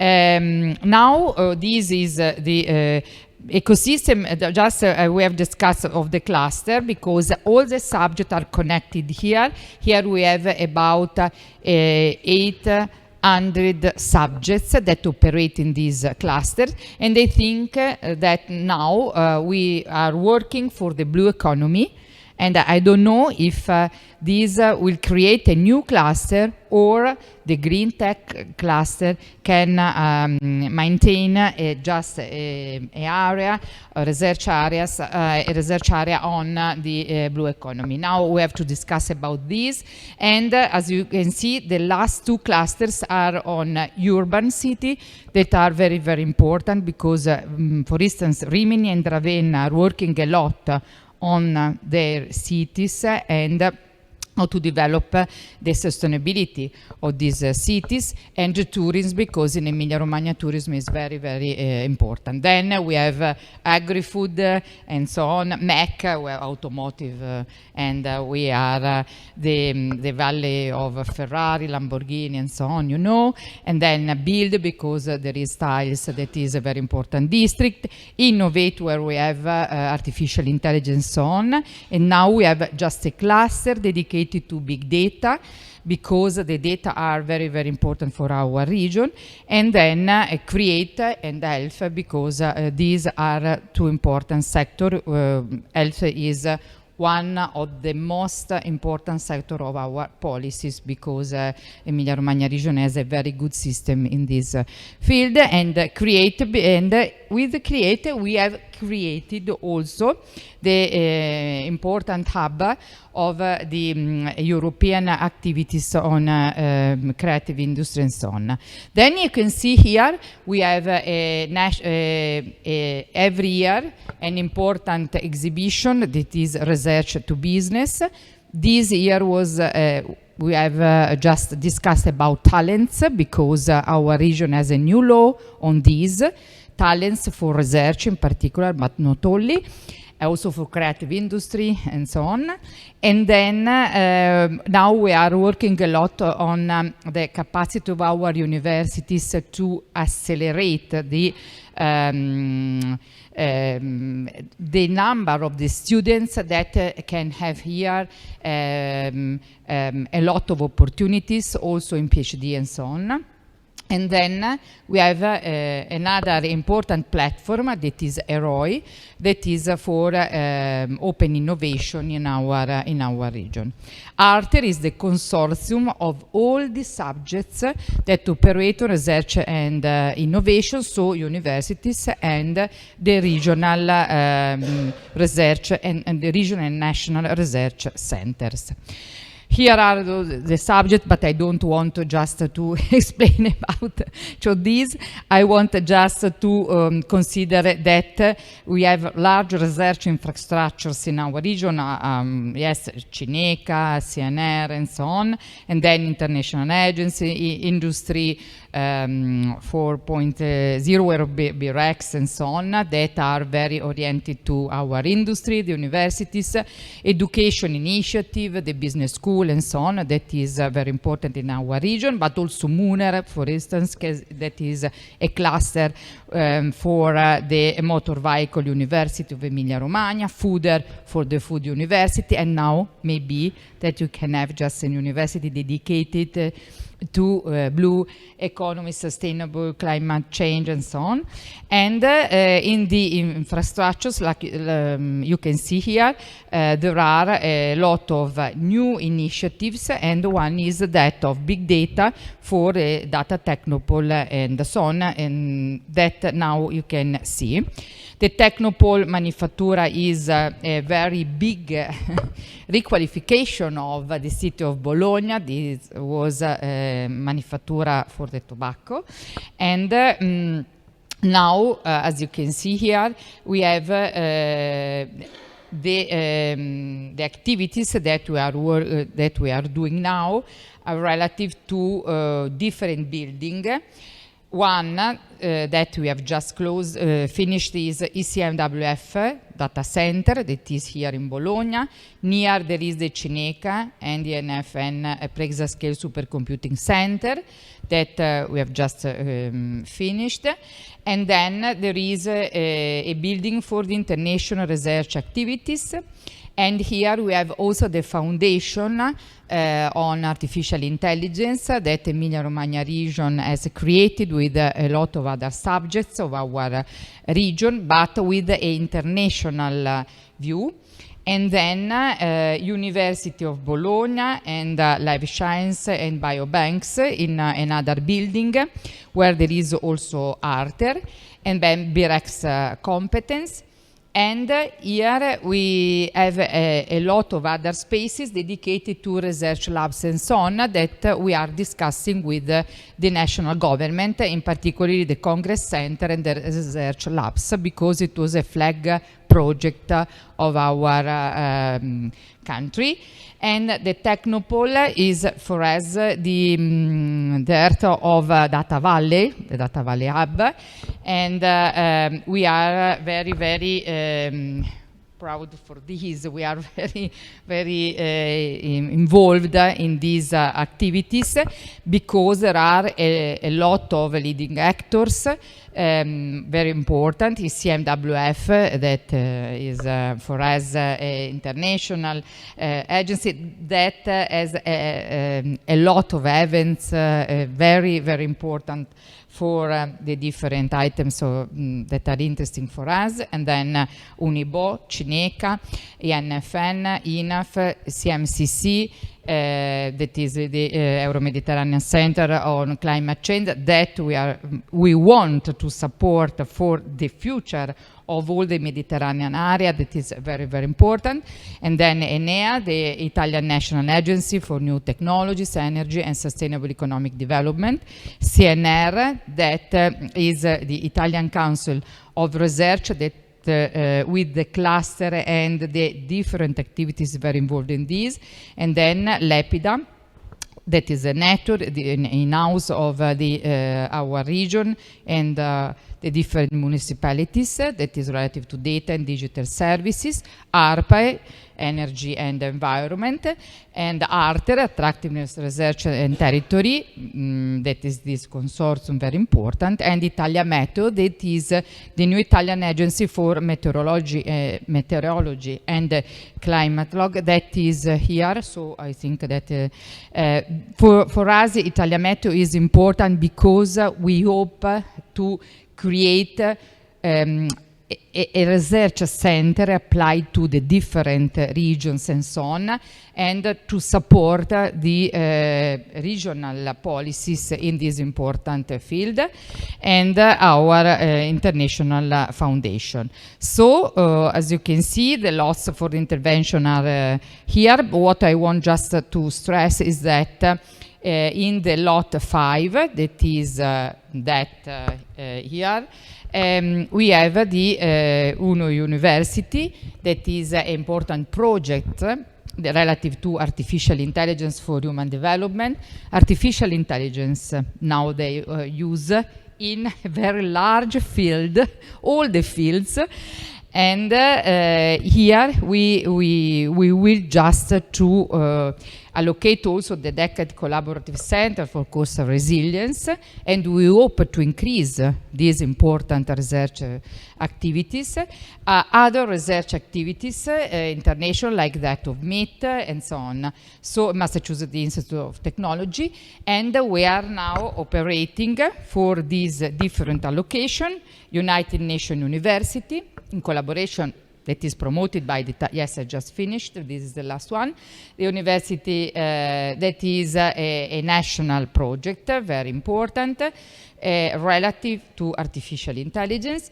The scientific agreement of the University of Bologna with Germany, Boston, with Bonn University, relative to meteorology and earth science, and then activity related to Copernicus program. Copernicus, we consider, would be very, very important for all the data that we can have, we can use for the future, for our future. And I think that these, with the digital earth and so on, could give us a lot of important opportunities.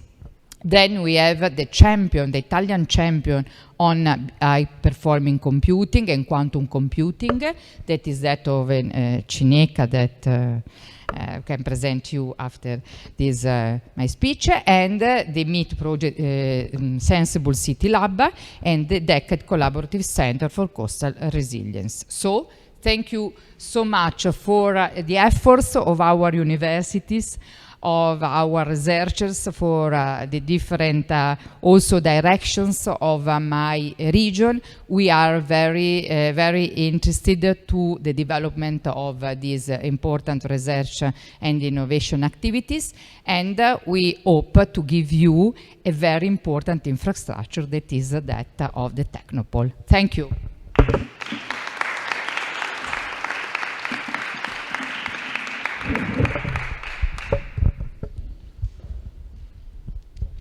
So thanks a lot. So our next speaker will be online. So this is Gabriela Scipioni from Seneca, and she'll talk on supercomputing and artificial intelligence for high-resolution forecasts and scenario simulations. So please, the floor is yours. Thank you so much. Can you hear me quite well? Yes, we can hear you. Thank you. Okay, perfect. Okay, I'm trying to share the screen. First of all, thanks a lot to University of Bologna region to let me present this talk by remotely, as a flu decided to touch me, and so I cannot be there with you, and I'm so sorry for that. Let's say as the General Director Morena Diazzi showed just before me, Tecnopolo di Bologna is a reality that allowed also for Cineca to achieve an important an important target, to have a new data center for our Leonardo system, not only for our Leonardo system, but mainly for a per-exascale system like it. And why? I decided to start this presentation trying to explain why Leonardo was founded, let's say, why it was decided to spend so much money in high-performance computing like a system like Leonardo. And to mention this, I thought to start from a report that was presented in 2018. It was written in 2018 by PRAISE Scientific Steering Committee. PRAISE is the Partnership for Advanced Computing.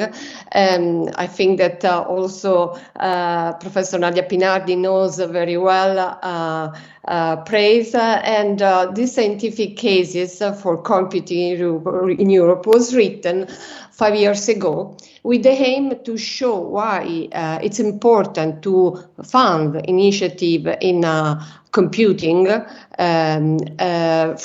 the future challenges, scientific challenges.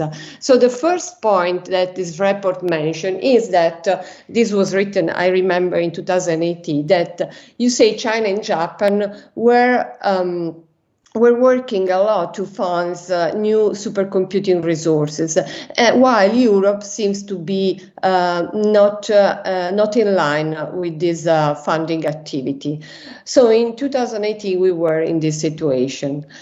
The report also mentioned that high-performance computing would have been, during the next 8 years, so from 2018 to 2018, very important also to achieve scientific challenges like to reach sub-kilometer resolution for domains like weather, climate, and also coastal ocean, let's say ocean forecast. Another point that this report mentioned is the importance and the scientific revolution of the data, how the data would have changed the science, and particularly data to extract value from the data, you need computing resources. The fourth point is regards what they call tectonic change at hardware level. And particularly mentioning the importance of that accelerator technology would have in the future. So all these 4 points are really important because these 4 points were all the forecasts that they did became a reality now. If you think now, all these points are a reality. So, for example, regarding Europe during these last 5 years decided to react and decided the European Commission to create a new initiative like EuroSPC to fund a computing system at exascale, per-exascale, petascale level. This picture is a picture that I took from EuroSPC and shows the situation of the system in Europe in terms of high-performance computing that we will have within 2025. These are 15 systems. At the moment, the systems that are in production are 7.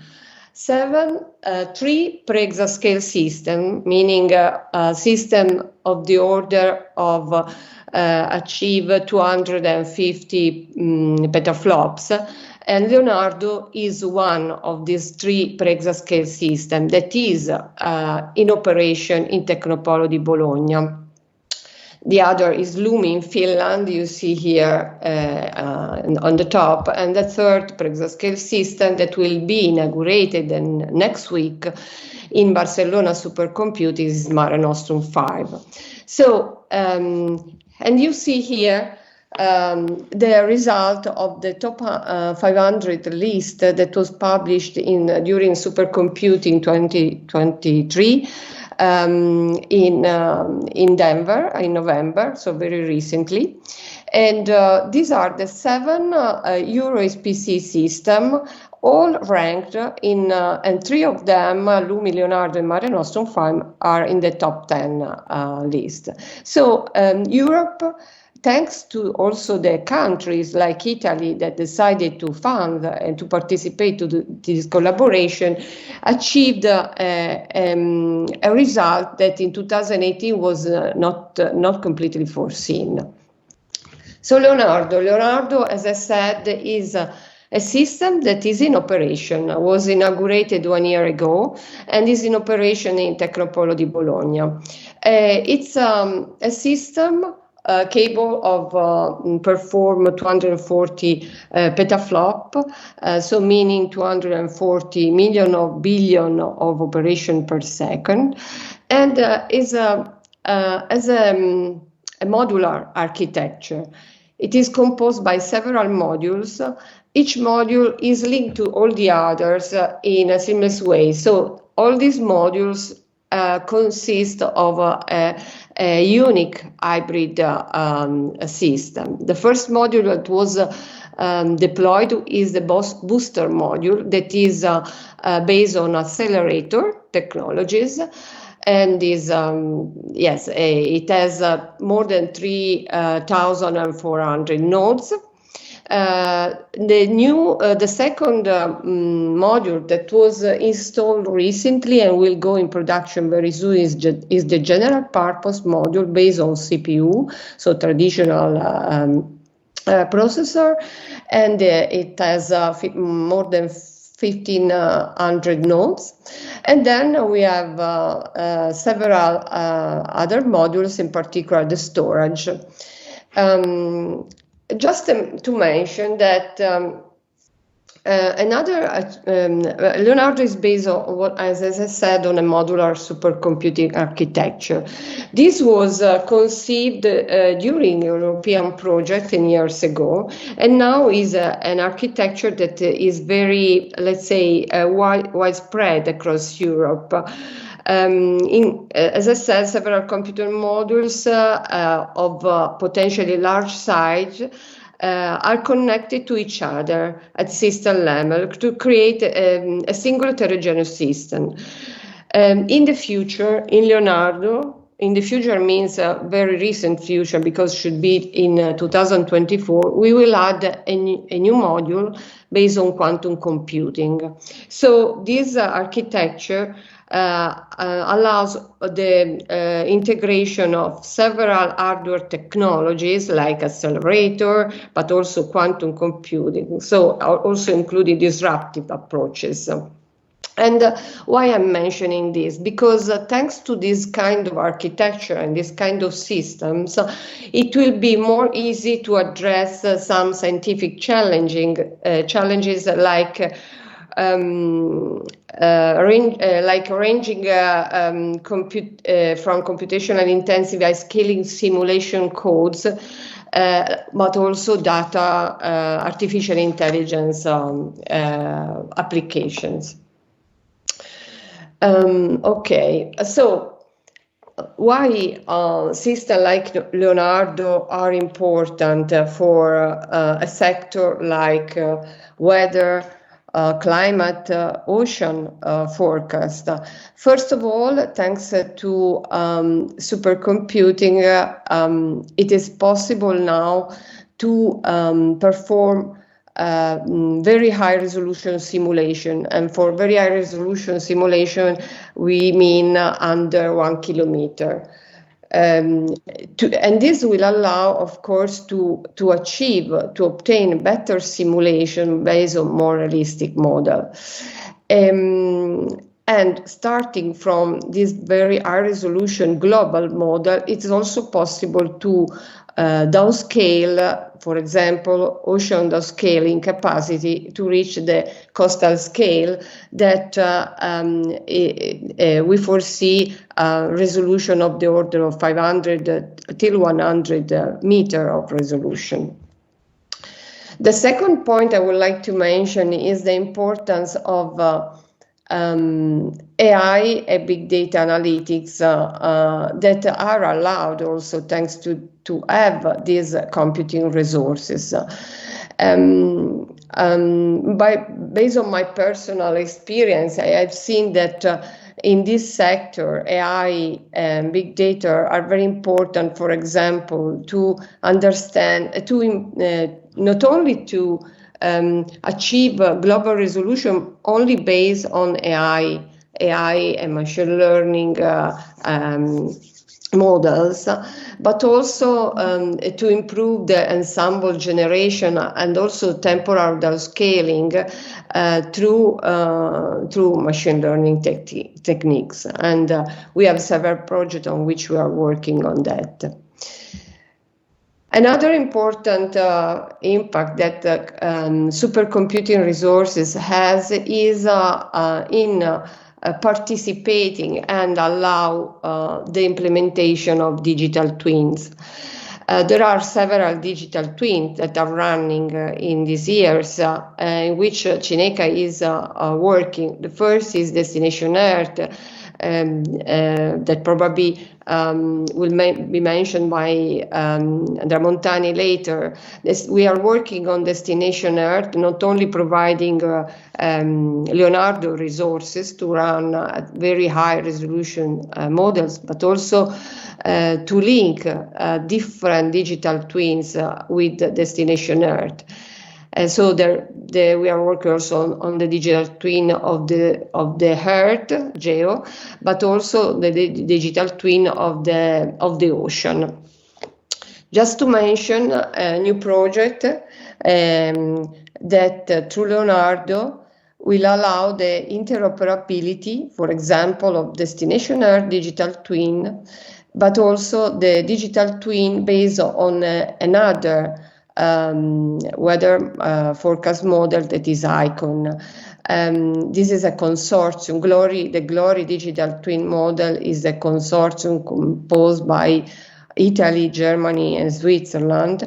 And Cineca is working with Italia Meteo, ARPAE, CMCC in order to make these two digital twin interoperable. Why the digital twins are important? I like to show something usually when I mention this. This is the forecast of the last flooding events that we had in Bologna. We all know what's happened in Bologna in the region, more than in Bologna in the region, in the south of the region. All of us knows what happened. And what hit me was a decision took by Ravenna, took by the civil protection, national civil protection during the event to save Ravenna. And they decided to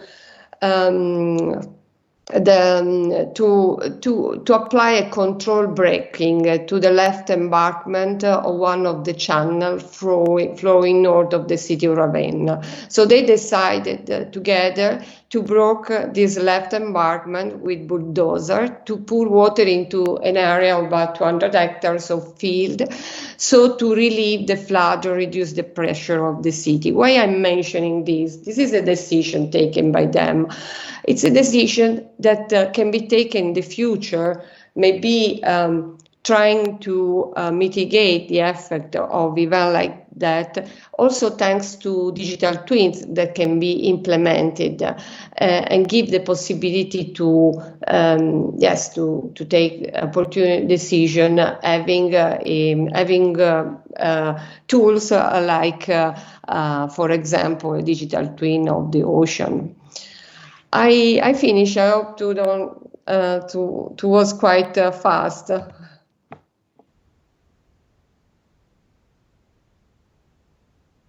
Thank you. Thanks a lot. Keeping the time perfectly.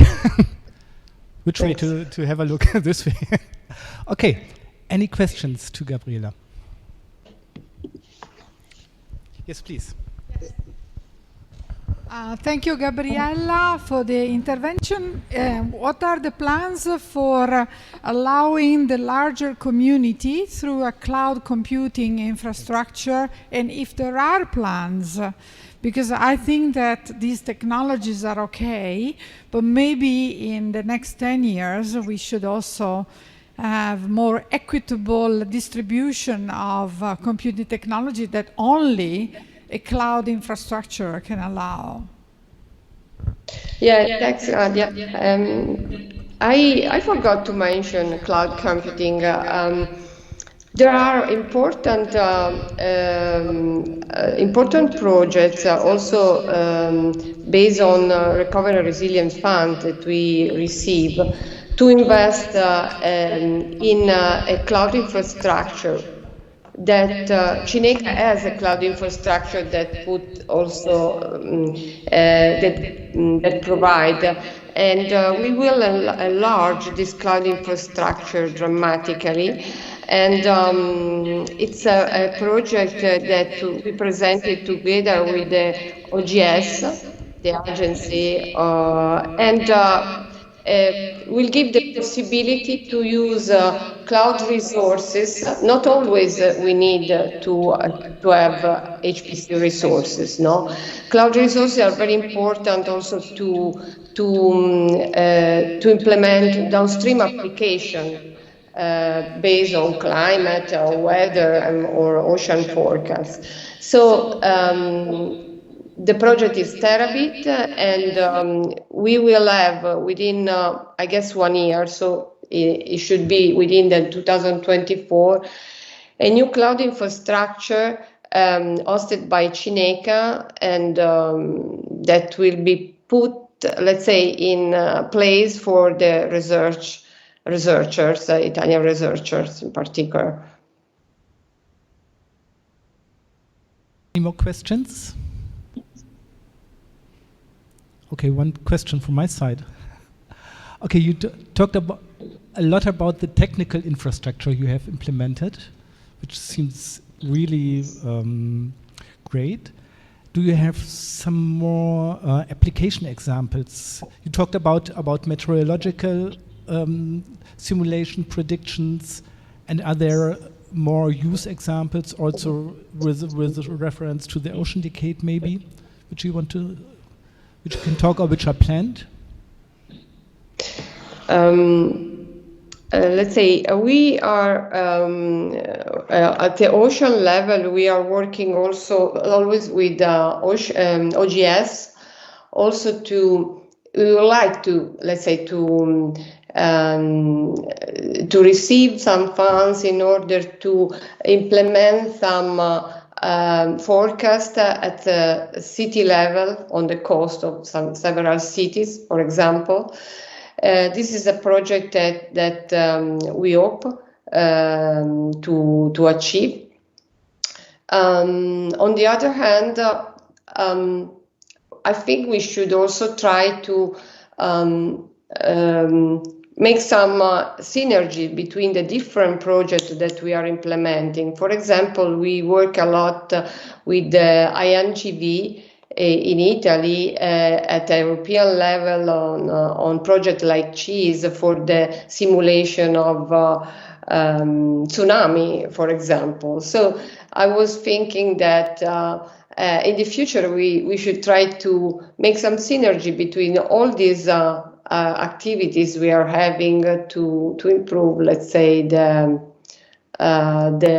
forecast at ocean level. Okay, then we'll come to the next speaker, which is Next speaker, which is Andrea Montani from the European Center for Medium Range Weather Forecasts, and he will talk about the research and products to support coastal resilience. So Andrea, the floor is yours.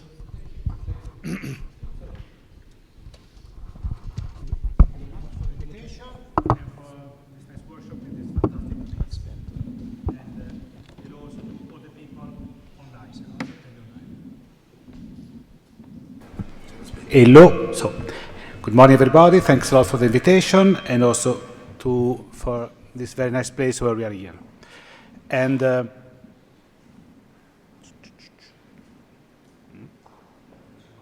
okay.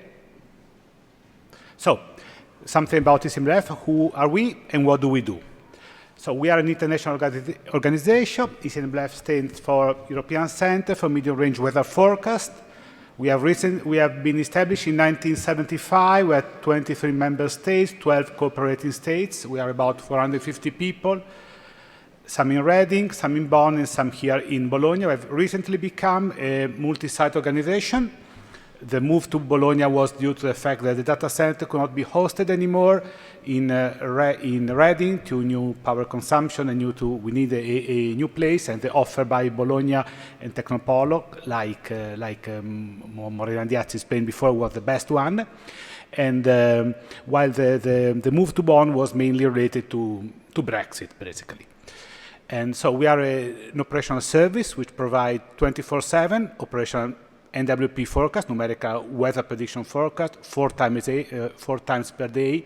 And we also support numerical weather services with coupled models and for businesses. We also work as a research institution because we perform many research experiments to improve our models. And we do many exercises of reforecast and climate analysis. I will see also in the next slides.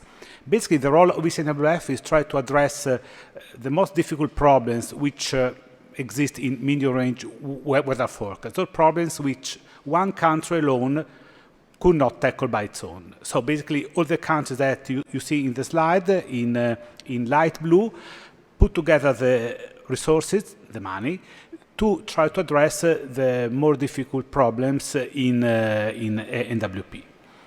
And we also big collaboration with EU, and I cite here Destination Earth on the left, also on your left, where we are working in the development of the digital twins, in particular with the extreme digital twin to address issues related to high impact weather. And also in the framework of Copernicus, we operate the Copernicus Climate Change Service, C3S, and also the Atmospheric Modeling Services, CAMS. We also contribute to EFAS and fires, which are mainly related to floods and fire hazards. And also we also work on the emission services related especially to CO2. These are the main collaborations that we have with EU, and in particular, all the fields which are provided in the framework of this project are freely available to everybody. So, how do we do this? This is the data flow we have. So we try to predict the future, we try to capture the weather as it is now. So we observe every day about 800 million of observations from several platforms, right? On satellite, aircraft, ships, buoys, synop stations, radar. So we catch up, we collect about 800 million daily of observation. And something which is not very nice maybe is that we throw away 90% of these observations because they're not used for weather forecasting. What we basically do is that we do a data thinning. I show here the NWP workflow. You can see that the data observation stays on the 800 million observation per day. We do a pre-processing, which make a data thinning, we could call it, or pre-processing, which reduce to 80 million observation per day. These are many experiments to try to exploit as much as possible observation. We are the center which makes the largest use of satellites data in particular, but we noticed that although putting more data inside in the data simulation process just makes the process taking longer time and does not improve the quality of the forecast. That's at least the present status where we are now. And then on the right-hand side, we have the forecast model runs, the product generation, and then once you generate the product, the lower part, you archive the product, and then there is the other part where you disseminate product, you give to data services, to web services, you disseminate to customers, but more importantly, to the member states, to Civil Protection Agency, and to all the service users. This is more or less the workflow which happens 4 times a day, every day.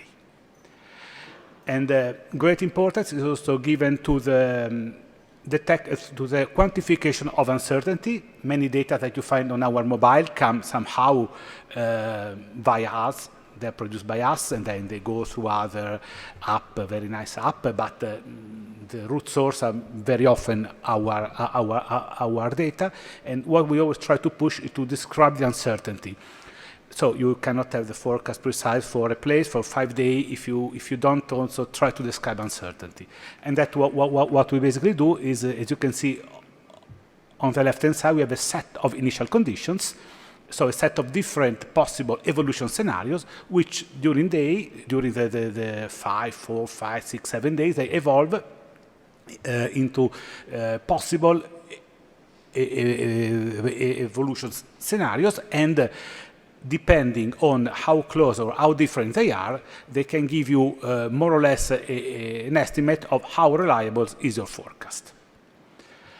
So what are we trying to do to support coastal resilience? So we provide to the member states one model, which is run at 14 kilometers in deterministic mode and 28 kilometers in ensemble mode. Next year we will make an upgrade of the model in terms of resolution. We monitoring continuously the skill of the one model, of the wave model we're using. In the framework of Destination Earth, we are testing high-resolution atmospheric model coupled with the wave model. And also we are trying to give, we're giving around more and more products which are free available under this website. I will talk a bit the second, third, and fourth bullet point in the next minutes. So here you see how the skill of the wave model has changed in the last years. So the left plot refers to how I'm showing on the x-axis is the year, on the y-axis is the correlation, numeric correlation. The higher the better. The closer to 100%, the better is. And the left on the y-axis is not a linear scale, is a bit stretched, especially in the upper part, just to show better the improvement. The left-hand side plot shows how the correlation has changed of the northern hemisphere extratropics. On the right-hand side tells you how the scale has changed over the Mediterranean. The blue line refers to how the one-day forecast changed in the years. The red line for day 5, so a 5-day forecast, and the green line of day 10. You can see maybe the striking difference is that on the right-hand side, the blue line is a bit lower with respect to how it is on the left, which means that we struggle more to make to provide good forecasts in terms of significant wave height over the Mediterranean than over the rest of the Northern Hemisphere extratropics. As for the medium range forecast, 5 days, red line, and for the longer range, 10-day, the scale is more similar, I would say, but we noticed that we keep on monitoring, try to improve the system, try to put some upgrades.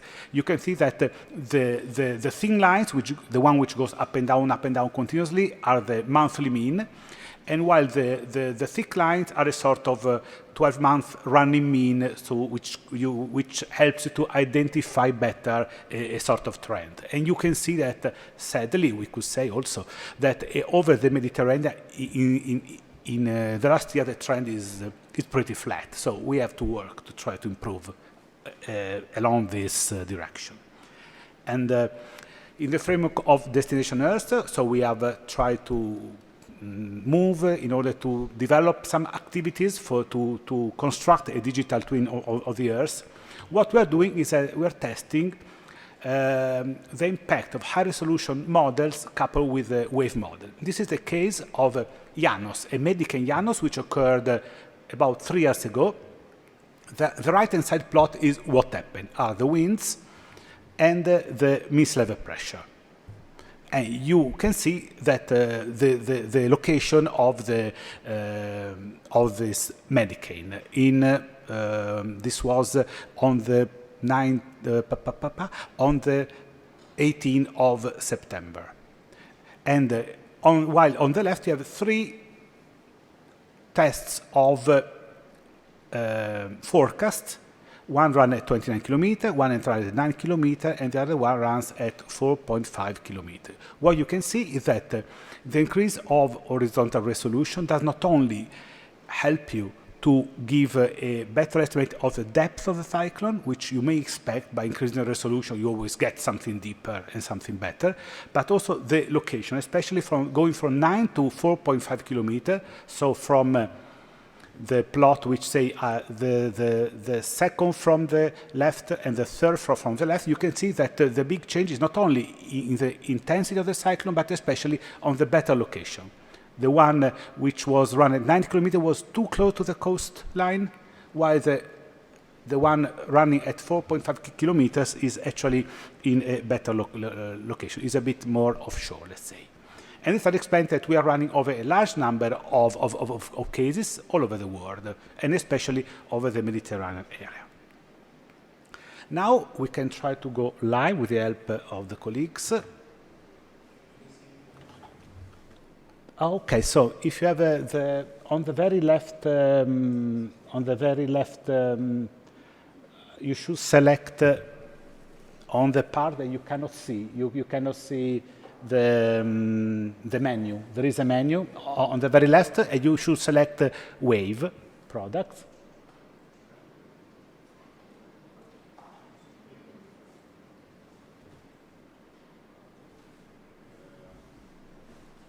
Otherwise, we can. It doesn't matter anyway. It's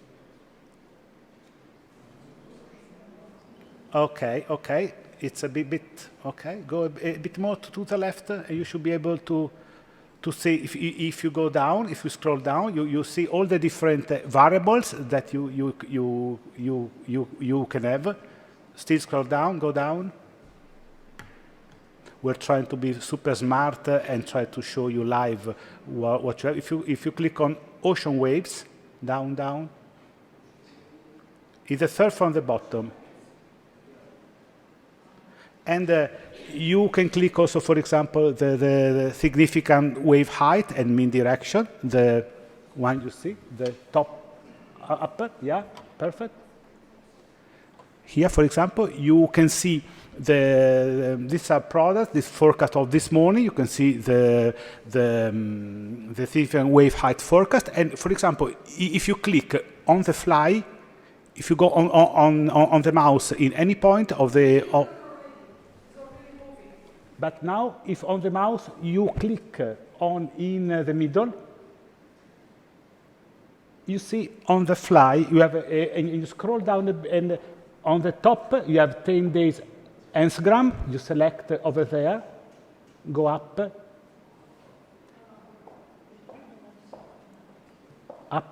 with the mouse. Okay, now you click there, and you go. You have the wavegram, 10 days wavegram, 10 waves. Go down, not it. This one. On the fly, you have the wave for this point. So these are so you can have wavegrams every day, everywhere, on the sea, on the fly, for free, everybody. So this is a product that is available for all the community in order to support possible cases of coastal hazards. We move to the next slide, and we just show, since it's very, very fashionable to speak about artificial intelligence to support coastal resilience. So we hire 20 new colleagues who are working on artificial intelligence, and we run twice a day, 0 and 12, the following model. We run our model, AIFS model, a model in machine learning by NVIDIA, by Google, and by Huawei. And we are trying to see basically all models are trained with our reanalysis, which is run at 0.25 degrees. Our model is still being tested. AIFS is still running at lower resolution, while the other models are running at a higher resolution. We already provide surface wind and mean sea level pressure. The ocean waves are still missing, but there is still work in progress. You think how many steps were done in the 1.5 years, probably it's a matter of time, and we will get other fields. And I show you case studies of a Chara storm which happened in November 2023 and affected also the tail of this storm affected also Tuscany in particular. Here we have 6 panels. So the top left, well, I'm showing mean sea level pressure and 10-meter winds. Mean sea level pressure are the solid lines and the wind speed are the colors. 6 panels. The top left is the truth, okay? What happened? You can see a cyclone which is just south of Ireland and, slightly northwest of Brittany, let's say. And still in the same top row, you see the middle one is the only model which is non-artificial intelligence. It is our operational model. And we can see that this is a 3-day forecast and it manages more or less to represent the system. The other 4 panels are all models, are our model, top left, and then Pangu, Weather, ForecastNet, and GraphCast. I don't tell you which company each belongs to, otherwise then we start to say that Google is Meta, NVIDIA, and it's not nice. So, 2 minutes, okay. And we can see that there are still problems in terms of providing properly the location and the depth of the system. This is still probably related to the training data set that the AI models are using. And but anyway, it is just to show you that we are working with these companies to try to work along this system. And I think that was the last slide. And thanks a lot for your attention. Grazie per l'attenzione.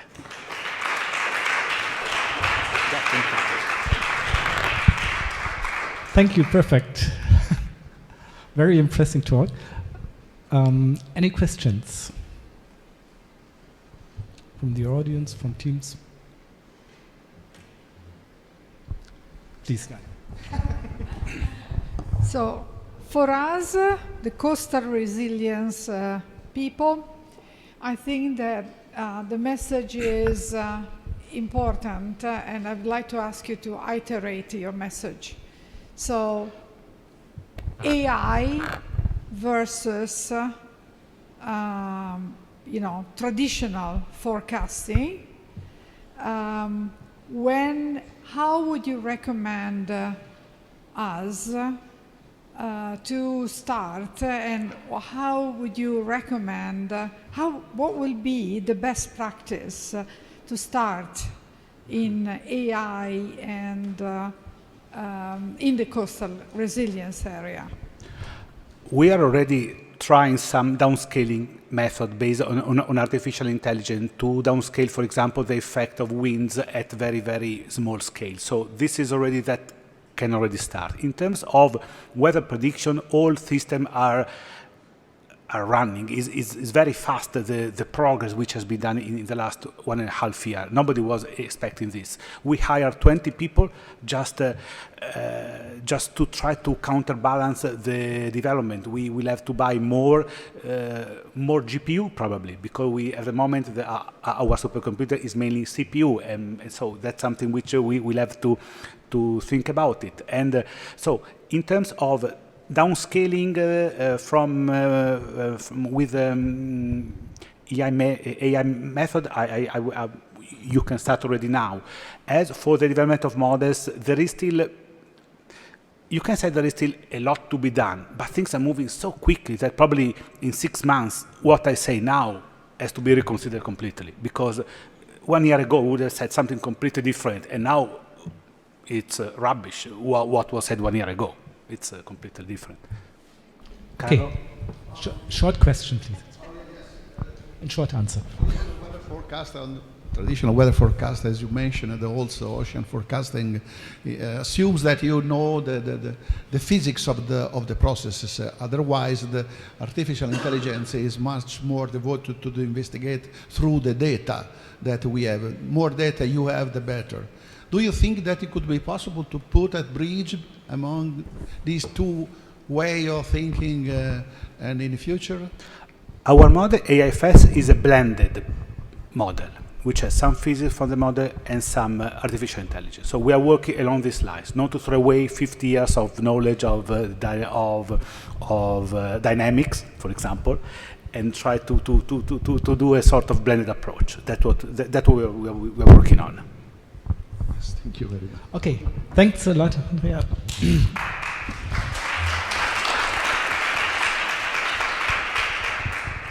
Okay, then we come to our last speaker, Carlo Chiacciamani from Emilia-Romagna, and the title of his talk is Towards a National Met Ocean Service to Support Coastal Resilience and Environmental Sustainability.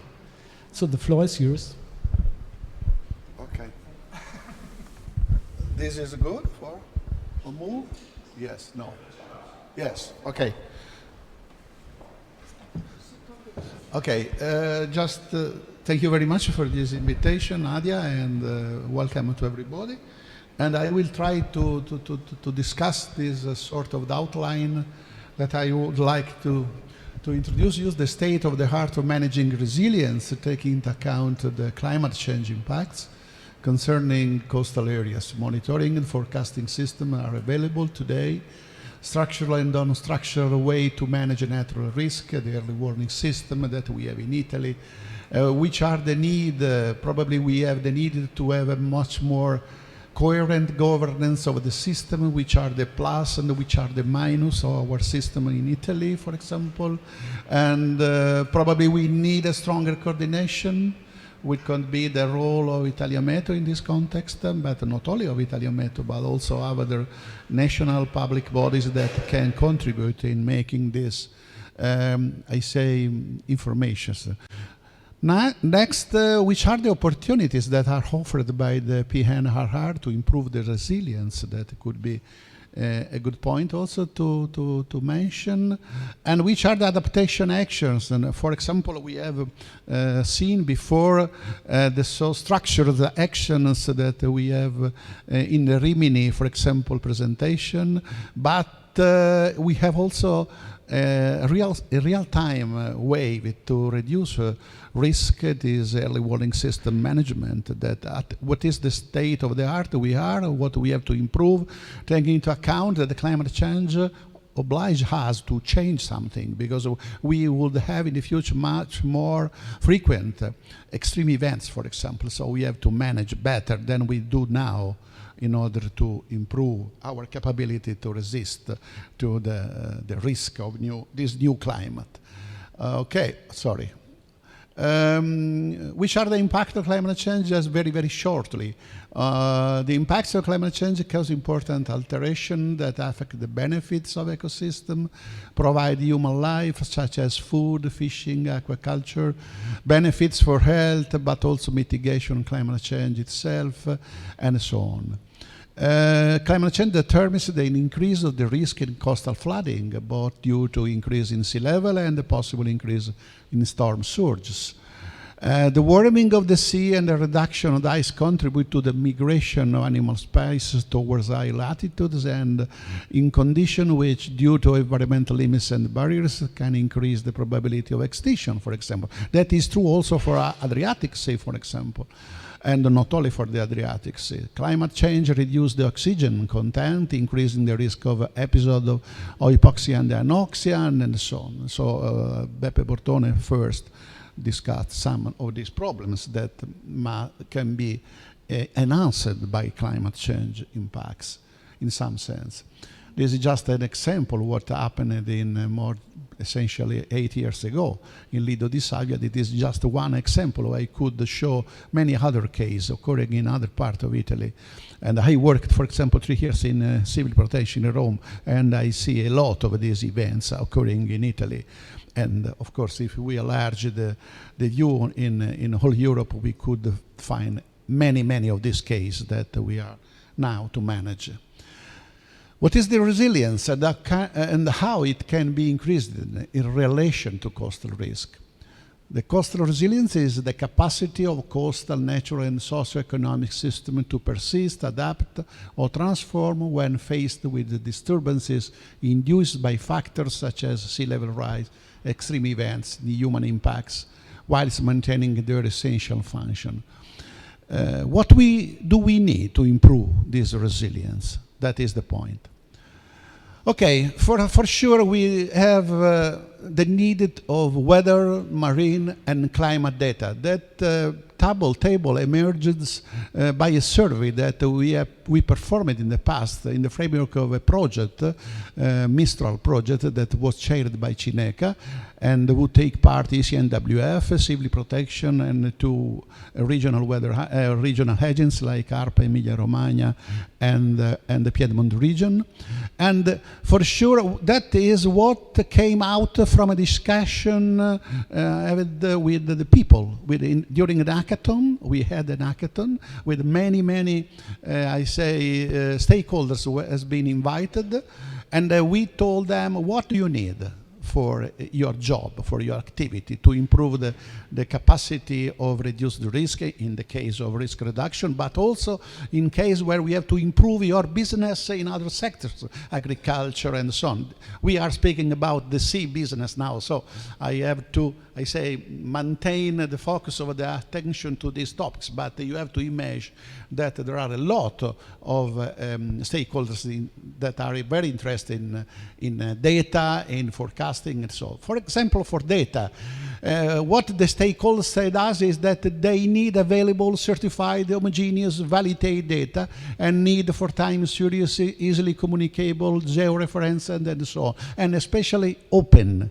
They need open data. As you know that Europe, there is a Europe directive that says that the meteorological data, not only meteorological data, but environmental data must be given free of charge.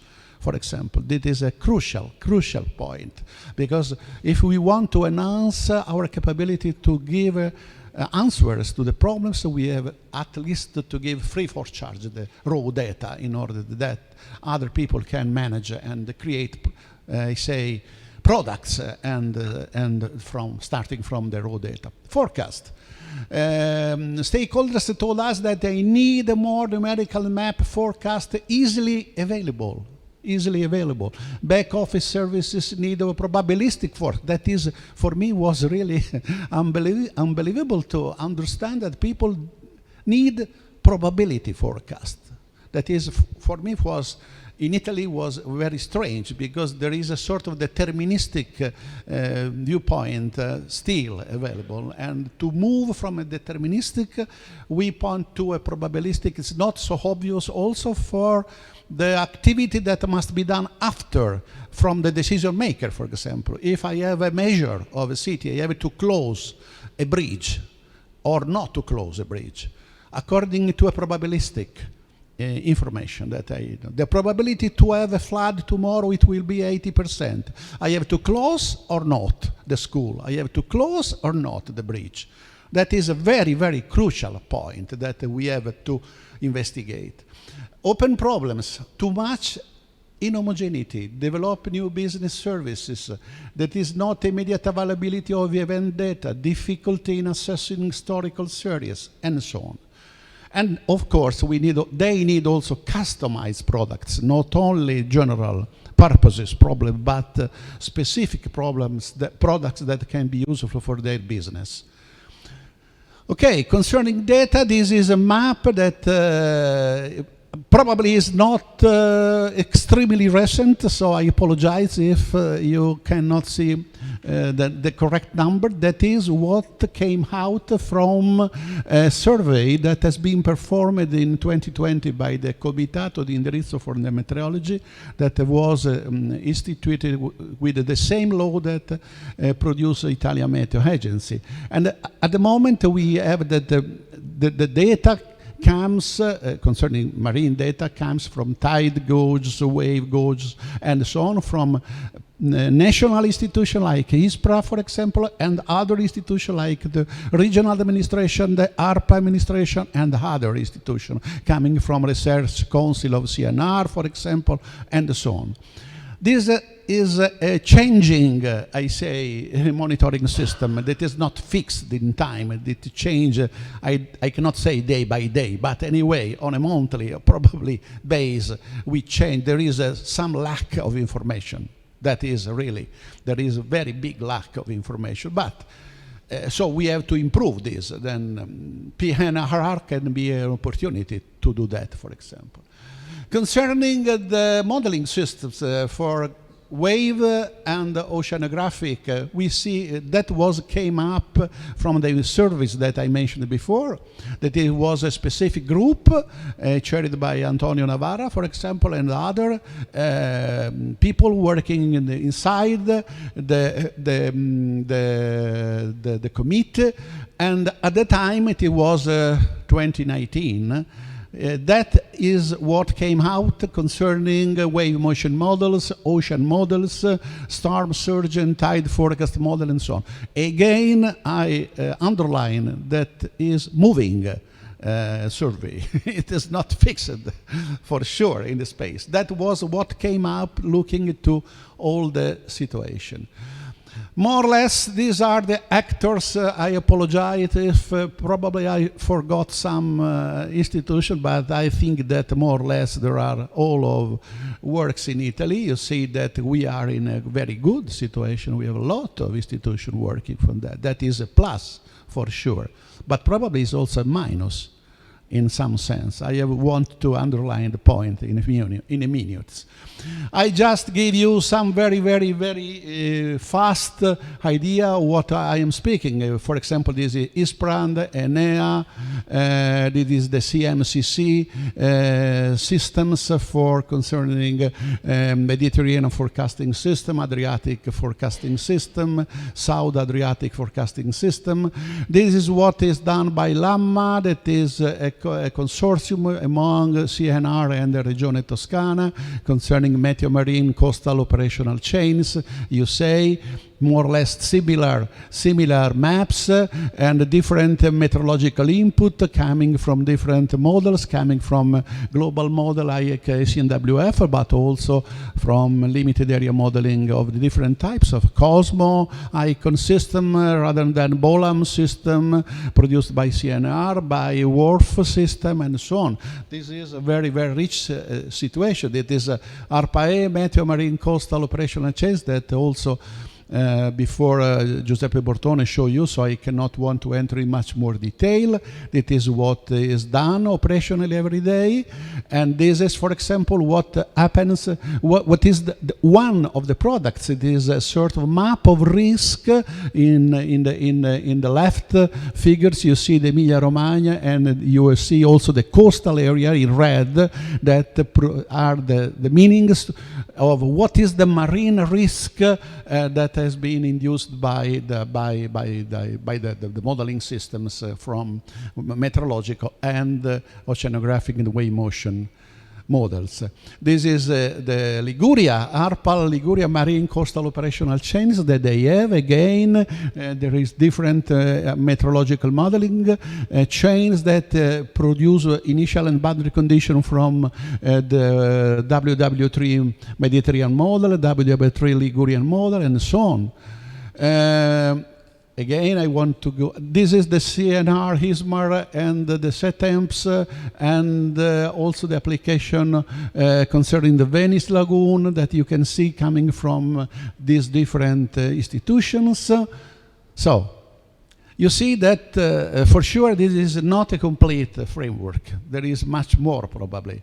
Sorry for that. I didn't have time to put together everything, but just I think that you have a complete idea what is the availability of systems that we have in Italy. This is a very good point. We could make a sort of poor man ensemble in the same sense. Do you know that just putting together all this modeling system, we could have an ensemble, and you know that the ensemble just for, I say, is better than each of the single models. This is statistically statistical information, so we can do much better than that. But anyway, we have a very rich situation. What we need to improve resilience? We need data, models, early warning system, adaptation plan, but above all, there is a strong need for national and regional local governance that we do not have enough in Italy. So too many systems without an organization, without probably a coherence that we need in order that each of these systems can increase also their value, not decrease, because that is the feeling that we had. If we put together things, we could increase the capability and also the vision of our country in the framework of also out of Italy, for example. In Italy today, there is a great deal of fragmentation in the weather, climate, and also coastal and marine sectors. This fragmentation is reflected, for example, in a large number of independent, sometimes overlapping modeling systems, which do not allow for adequate valorization of the effort made. This is a point that we have to think about. Italian Meteo Agency is the national civil weather service which was missing in Italy for many years. We in Italy have only a national weather service coming from the military air force. Now there is a law made at the end of 1917 that says that there is the need to make a sort of recognition of coordination of these systems, other than to produce national products. But we have to produce national products, make the effort to put together all people that are already working in these fields, but in a different way with respect we have done so far. So we have to set up a sort of unified governance. We have to put together people to create table of coordination, of discussion that is explicitly written in the law. That is really, I say, a strange thing, that we have a law now in Italy that never we had in the past, where there is written that people has to work together much more than we have done in the past. 2 minutes. Okay, I don't want to enter in details that what is the Italian Meteo Agency. Is the new it is an agency established with the law and fulfilling the function National Weather Service, provides optimal uniform standards for observational networks, establishing technological criteria for quality, frequency, temporal acquisition, spatial resolution, collects and stores the data, forecast and simulation acquired by the famous enti meteo. The enti meteo are the institution I have spoken before, that I showed in the previous slides. As well as those it received directly from ECNWF, EUMETSAT, ESA, Copernicus. In the law, it's written that Italian Meteo has to take this data and give to the other people this data. This is written in a law, and is not actually now possible for different reasons. I don't want to enter now. Redistributes to the enti meteo data, progress, elaboration, analysis, and the meteorological, climatological, marine forecast, in my viewpoint, for free. And that is a point that is expressed, discussed in the commit that I mentioned before. The fact that the data must be given for free in order that they can produce for free to public and private companies, I add. Because that is what is written in the directive, European Directive 2019. And also what WMO now says and encourages to do. Coordinates the activities in these fields, meteorology, climatology, and also marine meteorology, not only Italian Meteo by itself, but with other, I say. There is the need to do this job. Okay, I want to... Opportunities offered by the PNR, just 1 minute. I say that there is one strategy, M2C43. Oh, sorry, what happened? Okay. There is this line, line A, line B, and you see, for example, in line B, B31, 32, the setup of Sistema Modellistico Oceanografico Stato del Mare, and so on. This is governed by ISPRA, these funds, and there is the opportunity, and there is people from ISPRA here in this room, so that can add if they want, that there is the opportunity to enlarge this possibility to actors that works in these fields, for example. To develop, for example, by B31, to develop a national forecasting systems that integrates existing operational models, integrating existing operational models. That is not the case now, and so on. But of course, there is also rooms for improve coupling oceanographic model and other models, working data simulation, for example, based on this new technique that are operationally used also in atmosphere, like Kalman filtering technique, for example, and so on. We have the opportunity to use different modeling system for the atmosphere. That is an advantage in the sense that we could create really digital twin of modeling also in the case of oceanography, and so on. Conclusion, it's not enough. It's not enough. It is not enough data and modeling.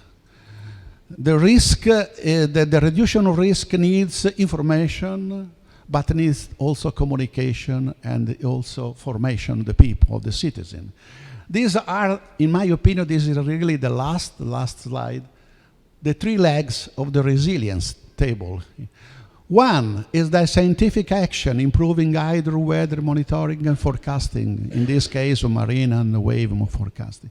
But it's not enough. We need to transmit, to communicate the results to the people, and we have to make a very, very important teaching action to promote the risk culture to the administration and the citizen. All of these points are necessary to improve, to decrease the risk in this case of coastal risk, but it's the same also in other type of risk, flooding risk and so on. This is the same. Otherwise, if only we put the effort only one of these, I say, leg, we could not arrive to the reducing of risk. That is a very important point. So communication and teaching is really crucial. And sometimes it is not, in my view, in a good way underline these points. The teaching is really an important thing. Okay. I finish. Thank you very much. Okay, thanks a lot. I think we have time for a very, very short question. Please. Thank you very much for the presentation, and thank you for stressing the importance of freely availability of the data. ECNWF, it's not today here, but should also, let's say, engage in the same process. So how do you see the relationship between the ECNWF data availability and the national data availability? We have people coming from ECNWF. Probably Andrea could give a better reply to that. But what I see is that concerning data, there is clear. So data must be given free. And this is also the position of WMO in some sense. Concerning numerical modeling, for example, we have a platform just here. The Mistral platform is already available, and Gabriele Scipione didn't discuss about that, but it is already available. So you can go in that Mistral hub, and you can obtain data coming from different modeling chain in the atmosphere. And my feeling is that we had also to add the numerical modeling of the ocean and the wave motion of the sea. Concerning ECNWF, so far I have seen that the maps are free, so far. But my feeling is that is the first step. I see that probably in the future we could have access also to the data. I am not sure, of course, but there is ECNWF here. You can make the position, the question, nice. But I think that could be the future. It's not more possible that data can given with charge, apart from the delivering of the data that can be a cost. And if you don't need only raw data, but elaboration. If you need elaboration, for sure, you should have to pay something, but not the raw data. This is my feeling. I don't know if you agree with that. Okay, thanks a lot. Thanks again to Carl. Okay, with this, I would like to close the session. Thanks again to all the speakers and to your contributions and questions and discussion. Thanks a lot. Now, again, just a very small announcement. We break for lunch now, and it's served again in the next room. And we come back at 2 o'clock, if you can, please. Thank you.